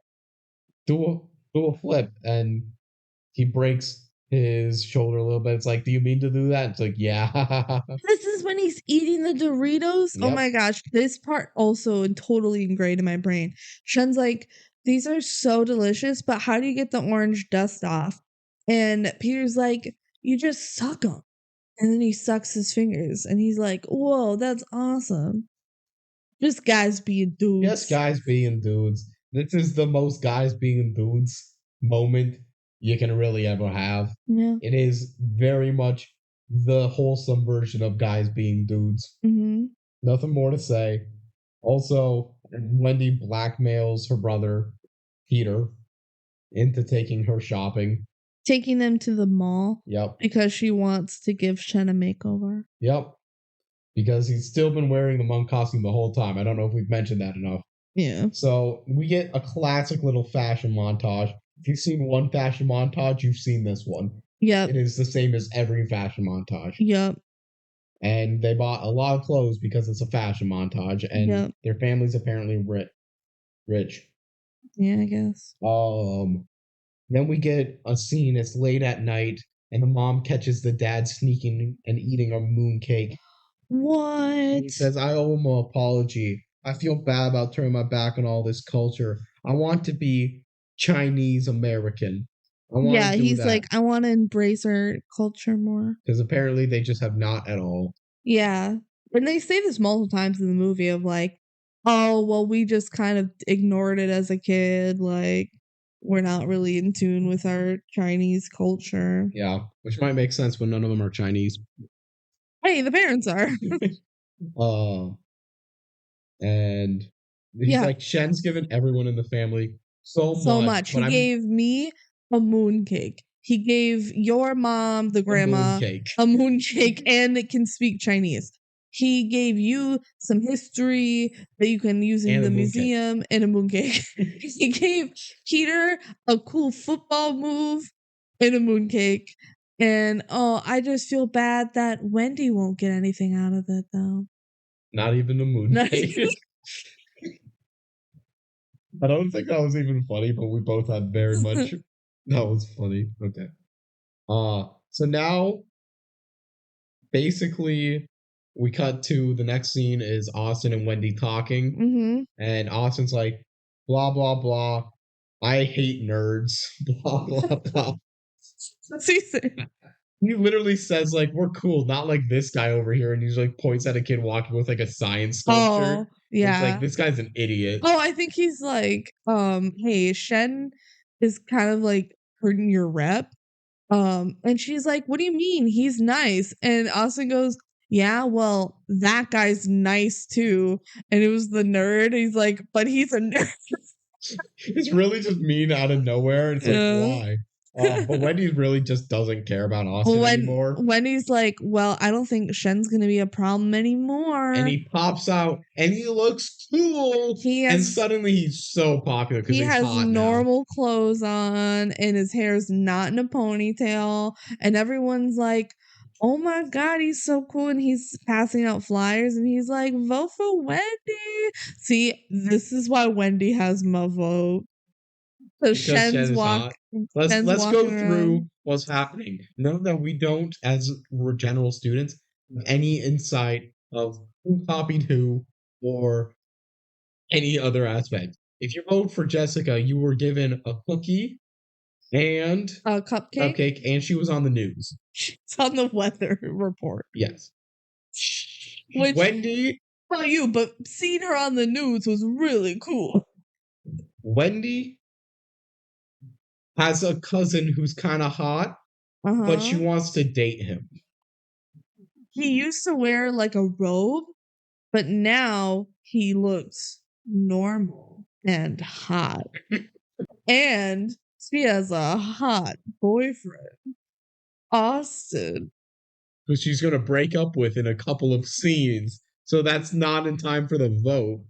But she's also really cool. And has a below C average. So yeah, he gives out Wendy for Queen posters. We cut back to the Wu household. No. Jen's just like, man, my robe is stupid. You're right. I look so fly now. I've only ever worn that stupid robe. And Wendy's like, you're just saying that for me. He's like, yeah. And then she's like, here's a cupcake. He's like, wow, chocolate tastes pretty cool. Chocolate's delicious. Yummy, yummy in my tummy. And then he's like, hey, yeah. So about all of this, like, I'm also reincarnated. It's my destiny to help you. Mm-hmm. Also, it's my destiny to die. Yeah, there's a little more to all of this conversation, but let's talk about this part. So we get revealed in this conversation.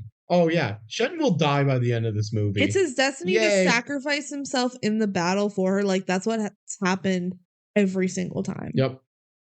And he's like, it's okay, I'll be reincarnated and then do it again. Yeah. In 90 it's just how years. It is. And she's like, oh, that's really sad. And he's like, yeah, it is what it is. And she's like, okay. Like, he says perish. So, like, he doesn't say, like, I'm gonna die, like, blatantly. He says, like, I will perish in the battle. It's easy to miss if you're not paying full attention. And if you're a kid, like, I was 7 when this movie came out, so I didn't really get it. They're so casual about it the rest of the movie until it's, like, happening. That's like, oh, yeah, I guess you have to die. Yeah. Yeah, people are gonna die. It's just kind of weird. The other things that they talk about there is Shen's like, I've never been in love before. And Wendy's like, me neither. I'm dating Austin for the culture. I'm dating Austin for the clout. Neither of us know what it means to love someone. Mm-hmm. How it starts is she's like, let's talk about something else other than you dying. Tell me about your girlfriends. And he's like, what is it like to love someone? In mine, it's the other order. Well, in my notes. They talk about the death after talking about love. Really? Yeah. He also talks about how in the past life, like the last time that this happened, they almost failed. And it's only Nanlo's only getting stronger. So it's going to be really difficult. It's going to be extra hard this time? Yeah. It could be the end of everything in the world. That would be bad. And then he reveals he's going to die. And Wendy's like sad about it. But he's like, hey, at least I got to be a teen for a bit. So that's cool. Which, sure. If you say so. And Wendy's like, I got an idea. Let's go crazy. And they just go to a party that apparently was going on. Or it might be the next day. It's got to be the next day. Because they're talking at like night and then the party's during the day. So it's got to be a different day. Mm-hmm. So yeah, now we're at a party and Shen's like having fun. He's doing some woot woots and dancing and throwing his hands up in the air like he just don't care. Yeah, pretty a girl comes over and is like, Wendy, you've got my vote.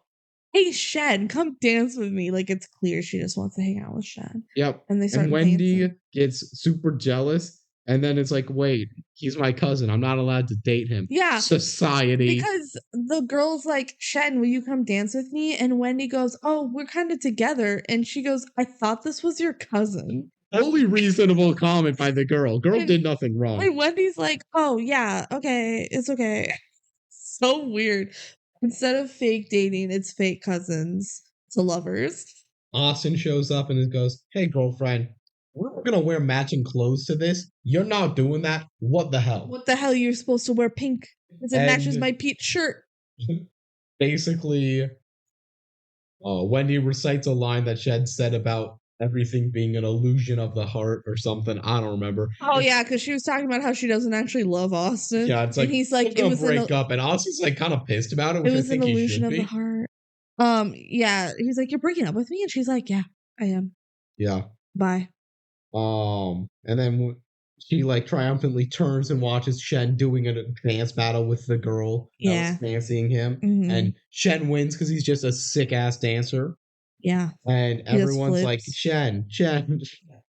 And the girl kisses him. And suddenly just on the cheek. Yep.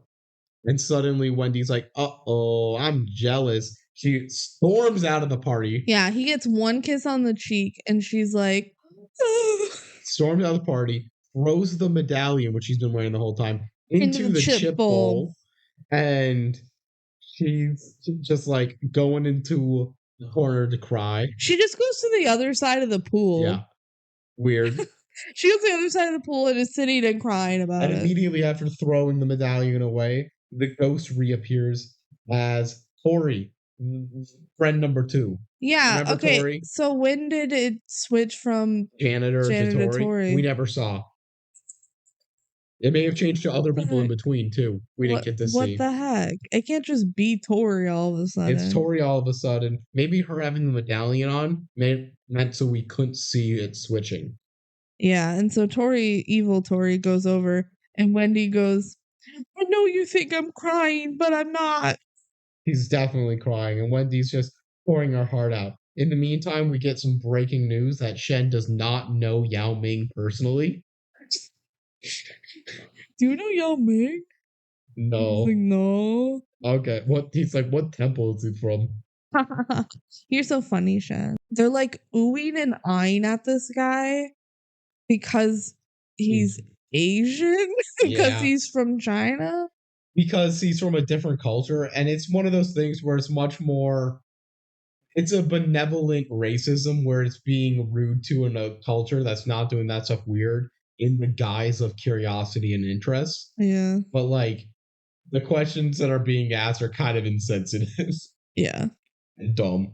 We'll just say that. But it doesn't matter too much because while Wendy's been crying and not crying, pouring her heart out, Tori just holds the green ball. Just pulls it out of God knows where it was. And we get to what I believe was Kelsey's favorite part of the whole movie. She was dying laughing over this, so I'm going to have her describe what goes on. Oh, okay. So while the green ball thing is happening across the pool, back where Wendy threw her medallion, Lisa pulls the medallion out of the bowl and goes, what kind of chip is this? And she's, the way she says it, she's genuinely mad that this isn't a chip. There are still a ton of chips in that bowl. You can easily eat a round. I feel like the way it was supposed to be is just like confused. Yeah. The way she delivers the line is like angry. What kind of chip is this? And then Shen immediately goes, no, Wendy! Like he picks up on it immediately. Mm-hmm. But it's so funny. Like there's other chips in the bowl that she could have grabbed. Like, what is this? What kind of chip is this? I found it so funny. I don't know. So Chen jumps over the pool. It was really cool. It's a nice little long jump. Now it would be more cool if it was real. But it was in slow motion. It was really cool. And kicks Tori, the ball. Kicks the ball, yeah. Flings up into the air. Wendy does a kick. Tori goes to the pool, and the ball falls in after it and sizzles. It bubbles. Yeah. And Tori's just all there. Shen and Wendy go like, okay, we're going to go train now. And Jessica goes, this is amazing. I got to get a picture of this. Takes a picture of Tori. The ghost goes through the camera, into the camera, and then from the camera into Jessica. You missed why she was taking a picture. So when the ball goes in and it bubbles, Peter goes, this is the biggest hot tub I've ever seen. And they all jump into the pool with their jeans on. It's dumb. And so Jessica's like, I gotta take a picture of Tori for the yearbook of Tori in the pool because she's wet and it's funny. And then it's really cool that actual Yan Lo is visible through the camera and then possesses Jessica. Yeah. So now we get to begin our final training. Woohoo! I remember this part so good. This is like, I thought this was so cool as a kid when they do this training. About the same. Maybe it's actually a little quicker than I remember it being. as a kid. I thought this was like the bulk of the movie, I think, as a kid. So Wendy and Jen are training in a park, and Jen's like, all right, I'm gonna finally bring out the MacGuffin statues. You guys remember these statues? They were in a in box. The first 2 minutes of the film and have not been talked about since. But at least they established that he had them. Otherwise, we would have said, where'd those come from? No, You it's know fine. where they came it's from. fine. It's just kind of weird that they never got brought up again at all. Yeah. Especially in a TV movie where people are tuning in partway through. Well, now they're brought up. Yeah. So he's like, all right, here's the 4 statues. These are the monks that you're going to be training from. They're the masters. The masters. We got the tiger, who's really good at aggression. Yeah, rawr. The snake, who's good at being flexible. Hiss. The leopard, who's good for speed. Gotta go fast. And the crane, who's good at balance. Ta-ta. Yeah, so basically the Kung Fu Panda characters. Yeah, they're literally all Kung Fu Panda characters. Yeah. Because Tai Lung is a leopard. Yeah. The other ones are obvious. Also, there's the dragon for invincibility. And she's like, where's the dragon? And he goes, here's the dragon. He shows a tattoo. Arm. It appears. It lights up on his arm as a tattoo, but then disappears again. It's like a hidden tattoo that only lights up when he wants it to. Yeah, he does some chants in front of the statues and they turn into human monks. Yeah. And they bow for with respect for Wendy. And Wendy's like, can't beat up some old men. That's crazy. Yeah. So why don't you just go somewhere more private, Wendy? Yeah. I don't know. No one paid attention to you earlier. Why are they going to pay attention to you? Honestly, when they do train, like, no one is around. No. So but she's also dumb. Like, I can't do that. Like, I don't have a reason to fight them. I don't hate them. And Jen's like, I got an idea. Let me turn them into teachers. So he goes to each teacher that we've seen, like, in the movies. Yeah, he starts with the soccer coach. And says, all right, you are the snake now. And it happens for all 4 of them where they're like, what's this little statue? And then all of a sudden Shen is like walking towards them. It's probably pretty creepy because I'm assuming they're kind of getting their bodies taken over. They are. It's very evil, honestly. It kind of is. For what? A gag? It's kind of cool, though. I thought it was cool. I guess the world is at stake, and if this is going to make it more better, it's probably for the greater good. It's literally going to be the end of the world. Yeah. So I think they can handle it. Yep. So the soccer coach becomes the snake for flexibility. Says, all right, Wendy, climb a lamppost, but you're going to do it because your phone's at the very top. So, yeah, they had to like find unconventional ways to train her because she couldn't just not do motivated it. by just doing it. Yeah, so they put her phone on lamppost. And she just does some weird like flips. Where it's like her arms go and then she swings her whole body around and then her legs go. She looks like a Lego figurine. She's like cartwheeling up the lamppost. Yeah. It doesn't make any sense. So cool. It's kung fu. Another one, I said principal. I don't know who is the leopard. Yeah, for speed. Yeah, and does some soccer ball goalie training. Yeah, so they like kick a bunch of soccer balls at her, but it's like super fast. And he's like, speed is relative. Just slow it down with your mind. And then she's able to like, like go back and forth super, super fast and stop the soccer balls. Pretty. I guess we did see her play soccer again.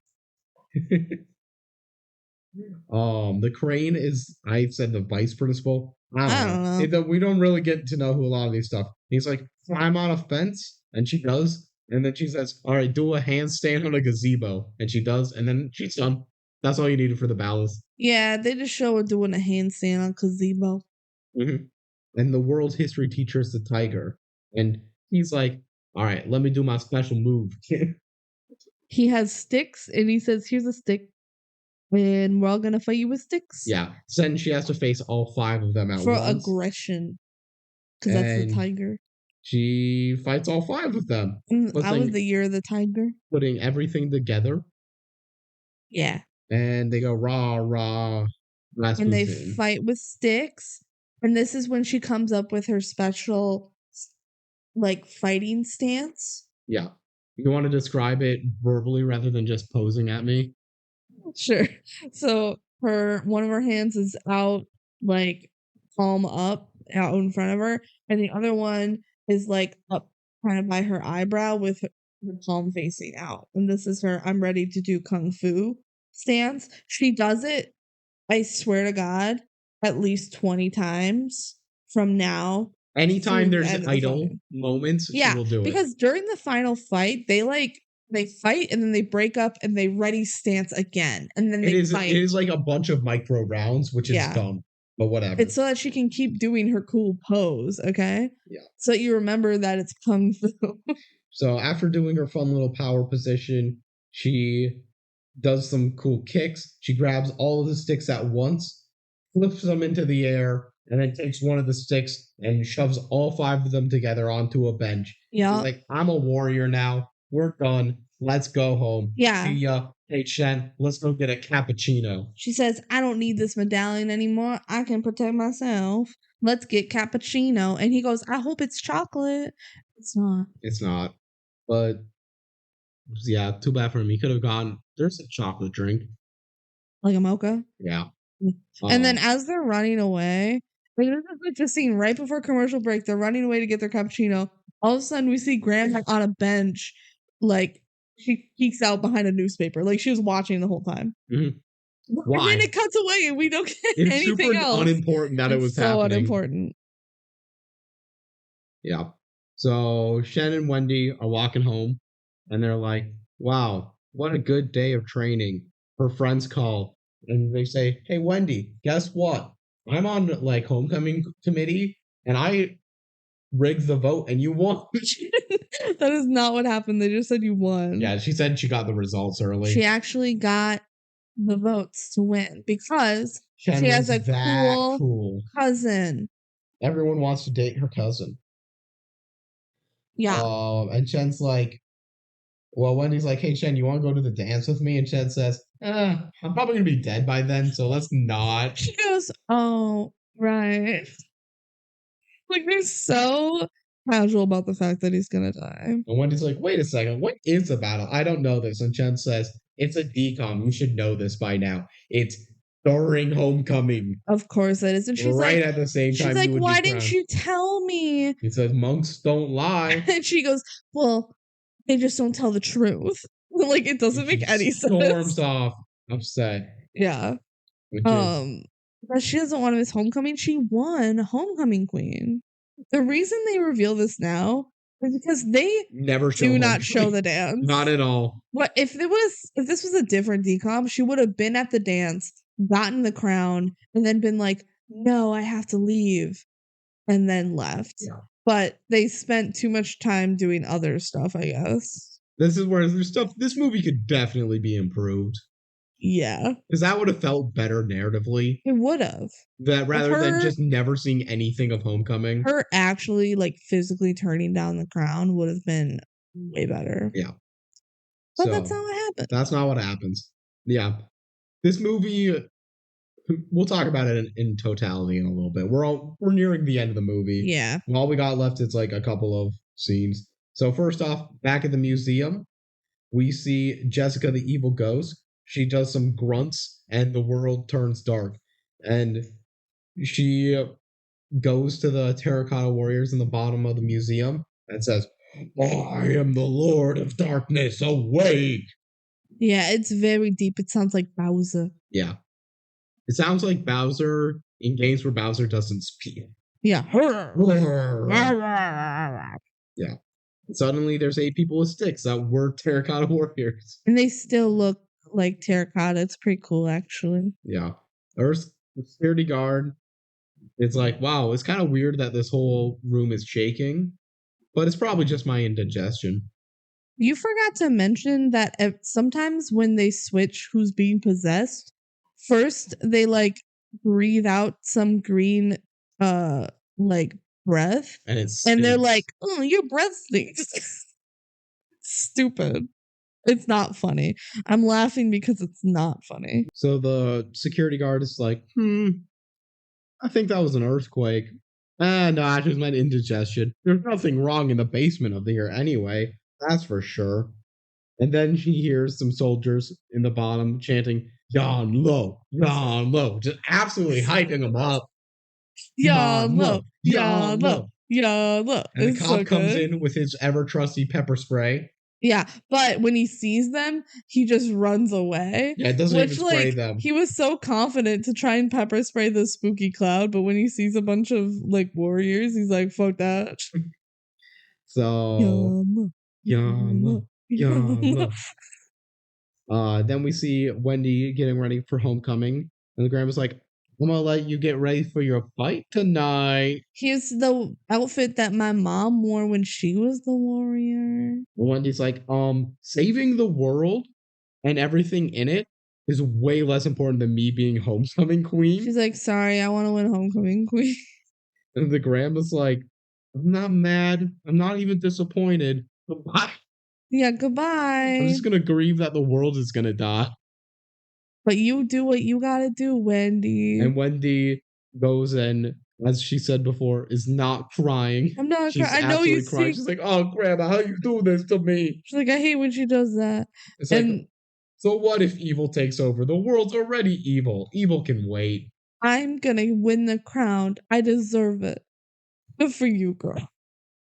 It's literally apocalypse, but hey, you go get your plastic little crown. You already know you won. Why do you need to be crowned? That's the whole point. I thought for her, it felt like the point was winning rather than being crowned. The whole point is to stand in front of everyone and they know give you're you better than them and give you the crown, and everyone looks at you and applauds you. Fascinating. So, Chen is just like in the museum basement now. Yeah, he's like, I'm ready to fight. Not to like anything like that. How did he know to go there? He got a little letter that says, meet me in the basement of the museum. Meet me at our spot. Meet me at our spot. And basically he's 1v9ing warriors and Jessica. Yeah. And like killing it. He's winning. Well, he's not doing that good. But she's like, where's your yin warrior? And he's like, I can do it myself. He can't do it himself, but whatever. So Wendy's taking her homecoming photos. The parents are being classic. Parents being like, oh, take more photos on a different camera. Meanwhile, the fight's just still going on. Mm-hmm. And Wendy's like, maybe next time I'll fight. Yeah, who is she talking? Oh, the monks all come to her door. But they're still as her teachers. And she's like, I'm sorry, guys, but maybe next time. Like, it's not a big deal. We'll just fight him next time, which she knows this happens only 90 years.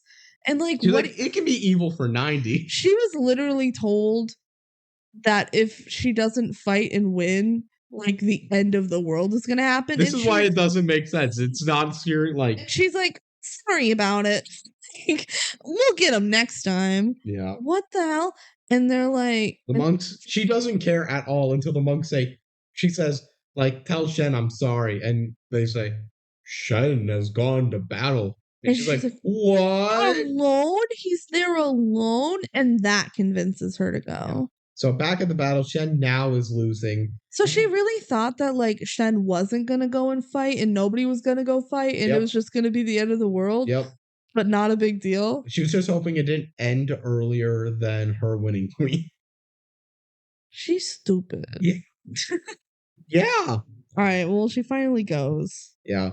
So Chen's losing and it's being held captive by the Terracotta Warriors. They could easily just stab him at this moment.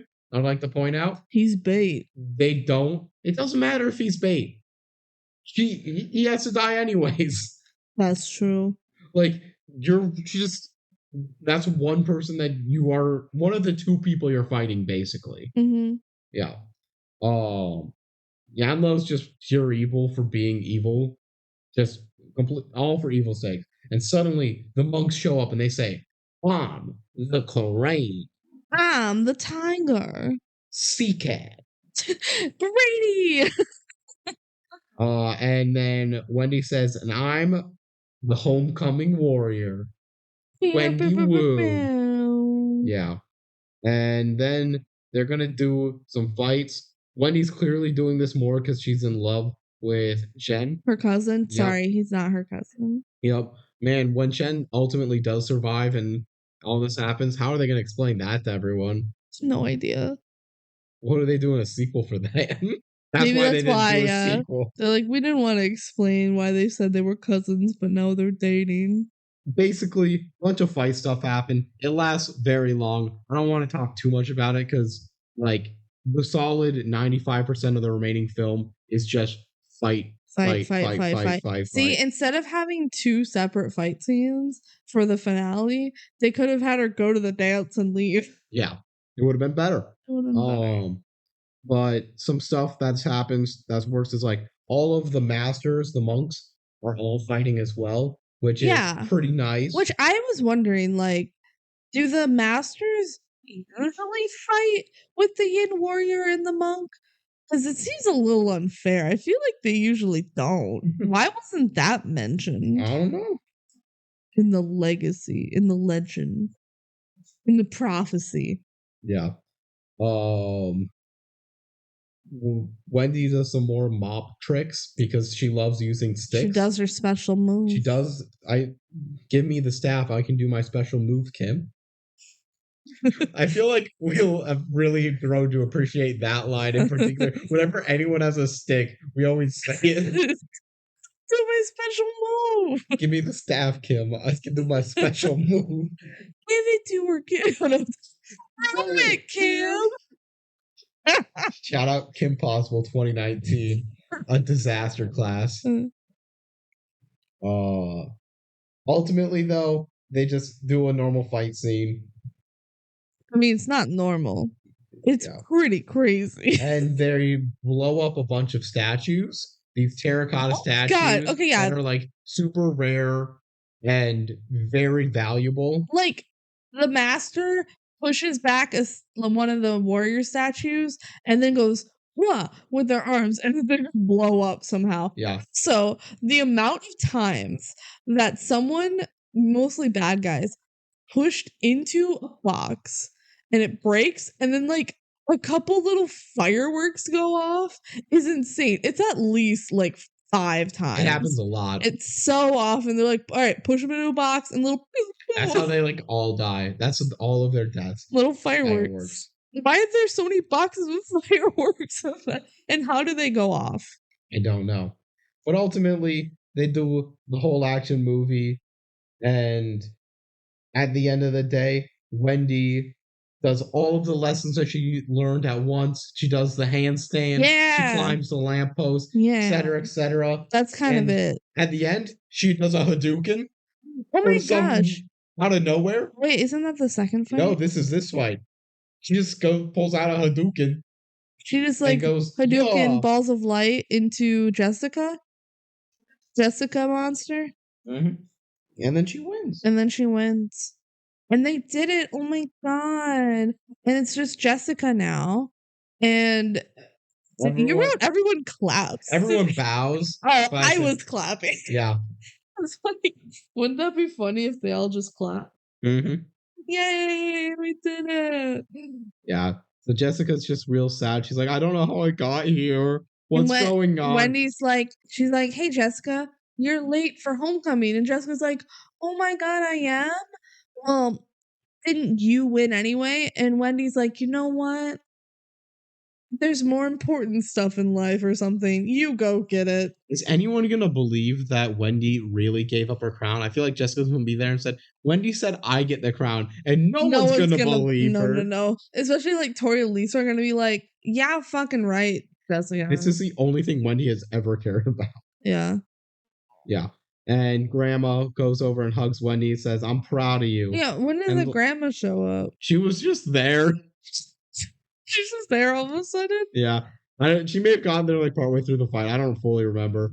Oh, you wrote it down. So suddenly, like in the middle of the fight, Grandma was there and is like, here, Wendy, here's your outfit. That's right. We should mention that because that was dumb.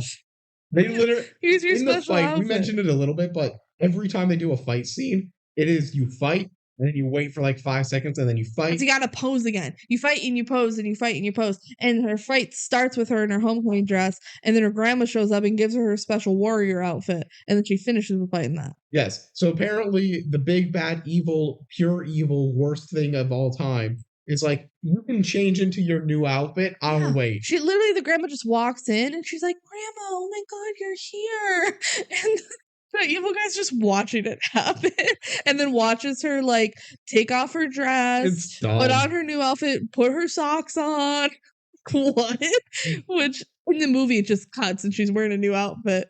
But like, the logistics was that she like had to change her clothes. It's ridiculous. Do you think she's like, hold on, let me go to the bathroom? Yep. This is stupid. So all that happens. Yeah, so she hugs grandma after it all happens. Suddenly, the big bad just like starts reforming. And everyone's like, what? What? And he's like, I didn't die this time. I was wondering why that happened. Shen literally goes, I wondered why I was still here. So this whole time, when they're like, we did it, we beat him, Shen in his mind is like, something's wrong. I'm still alive. Something's wrong. I can feel it. Suspicious. So now like what's his name? Yanlo is there in his physical form, and which is never old statue, man. It's never happened before. He's never been there in his physical form before, so it's a big deal. Yep. So the monks all lose. So yeah, they all try and beat up Yanlo and they lose. So Shen and Wendy fight. They get knocked down. Shen gets picked up. It looks like he's gonna die. Wendy's like, wait, what do I do? Yeah, she's crying. She's like, Grandma, what do I do? And Grandma's like, use all the lessons you've learned. And he's like, I'm gonna die. It's destiny. And Wendy says, let him go. Yeah, Wendy goes, use what you learned. Wendy just looks back and goes, let him go. Like, what she learned was to cry and yell at him. It's pretty good. And then she does some power positions, turns herself yellow, and floats in the air. And then that wins. She beats him. Well, she like gets Shen back and he's on the ground, and then she like heals him. Yeah, Shen died, and Wendy's like, no, that's not gonna happen. I'm gonna use my magic to heal you. Yeah. What? And then he comes back to life. She has magic? It's like Tangled, where she's like, now you're alive because of my magic yellow powers. And then they have to kill Yanlo one last time. So they and it's jump a and huge dramatic kick. It's awesome. Fresh. And then they win. Yeah. So it took so much to win. It took the first fight, and then the second fight, and then the kick. Yep.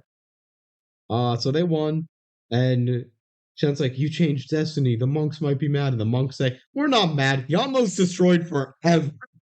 Like, immediately. It was so funny, the transition. He's like, the monks might be mad. And then the leopard guy comes in and is like, Yanlo has been defeated forever. You guys did it. He'll never be revived. Oh, yeah, they tell Shen, like, your reincarnation is over. You'll never be revived. Like, you'll never be reincarnated. Yay! It's like the avatar state, whereas if you die in the avatar state, the reincarnation, it's over or whatever. That happened to Shen. I don't know. And then they're like, we're done. And they their ghosts float out of all of the teachers' bodies. There you go, bye. And then the teachers are like, what are we doing here? Well, this is weird. And then the grandma says, I got this. Hey, I was inviting you all for mooncakes. And they're like, what's a mooncake? And they said, Sure, let's go get mooncakes. And Shen's like, I am actually so sick of mooncakes. I've had them for 1,000 years. Let's go get a cappuccino. And they start kind of heading towards the camera, but Wendy says, you know what? Let's go this way. And then they run the opposite way. And we only know of one staircase, and it's the way that they were going initially. That's literally how the movie that's the movie. The last line of the movie is, let's go this way. Why? Because they gotta go kiss in the storage closet. And then someone finds them and they go, are you cousins? And just kissing cousins. The credits roll, And it's just photos of the movie. There's nothing special. Yeah, no after credit scene of the dog. No fun song. Yeah. All right. That's Wendy Wu. Wendy Wu, Homecoming Warrior. Yes, Wendy Wu, Homecoming Warrior. What an iconic movie. Am I right? Yeah, I feel like if it was more iconic, we would have remembered it more the first time. Hey, this was a cultural moment. It's less of a cultural moment than the other DCOMs that were coming out around it, but I do generically agree with you, if that works. I feel like a lot of people have heard of this at least. Yeah, you know, I would agree with that. I would say, well, we're not grading on popularity here. Otherwise, our rankings would look a lot different. Yeah. Overall, this is fine. You know? It's fine. Yeah, no, it's pretty good. I feel like most of my like for it is for nostalgia. Mm-hmm. But it's not bad.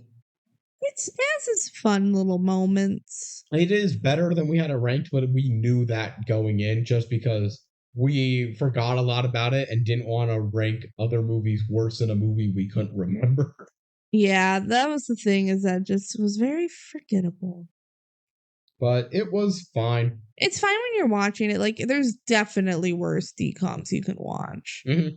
And is it anything special? No. Is it one that I'm going to recommend too hard to people? No. But if you're looking for a classic DCOM, you could do a lot worse. Yeah.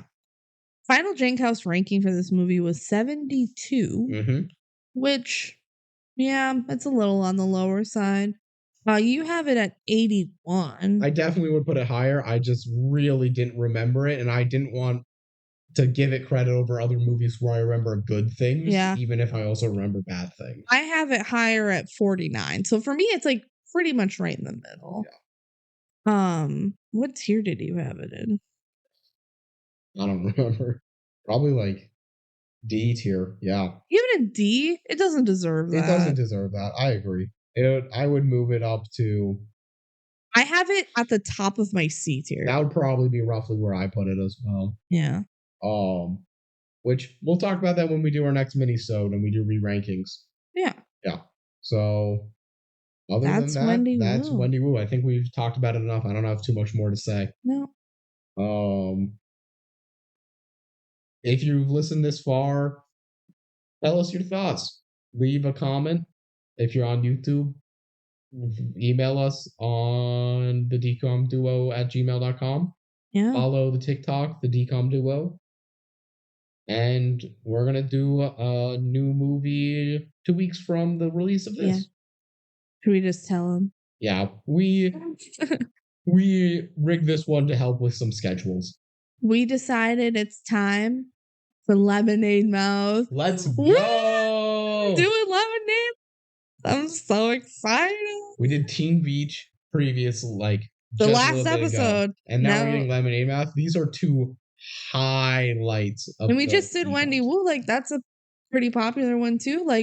After this, we got to do some stinkers. We got to do some stinkers after this. But first, Lemonade Mouth, we have a special guest joining us for that episode. So get hyped for that. It's a new guest, someone you haven't met yet. So get excited. Time to determinate. It's time to She's So Gone. It's time to break through. That would have worked. It actually would have worked. Thank you guys for listening. All right. Take care. Bye. Bye.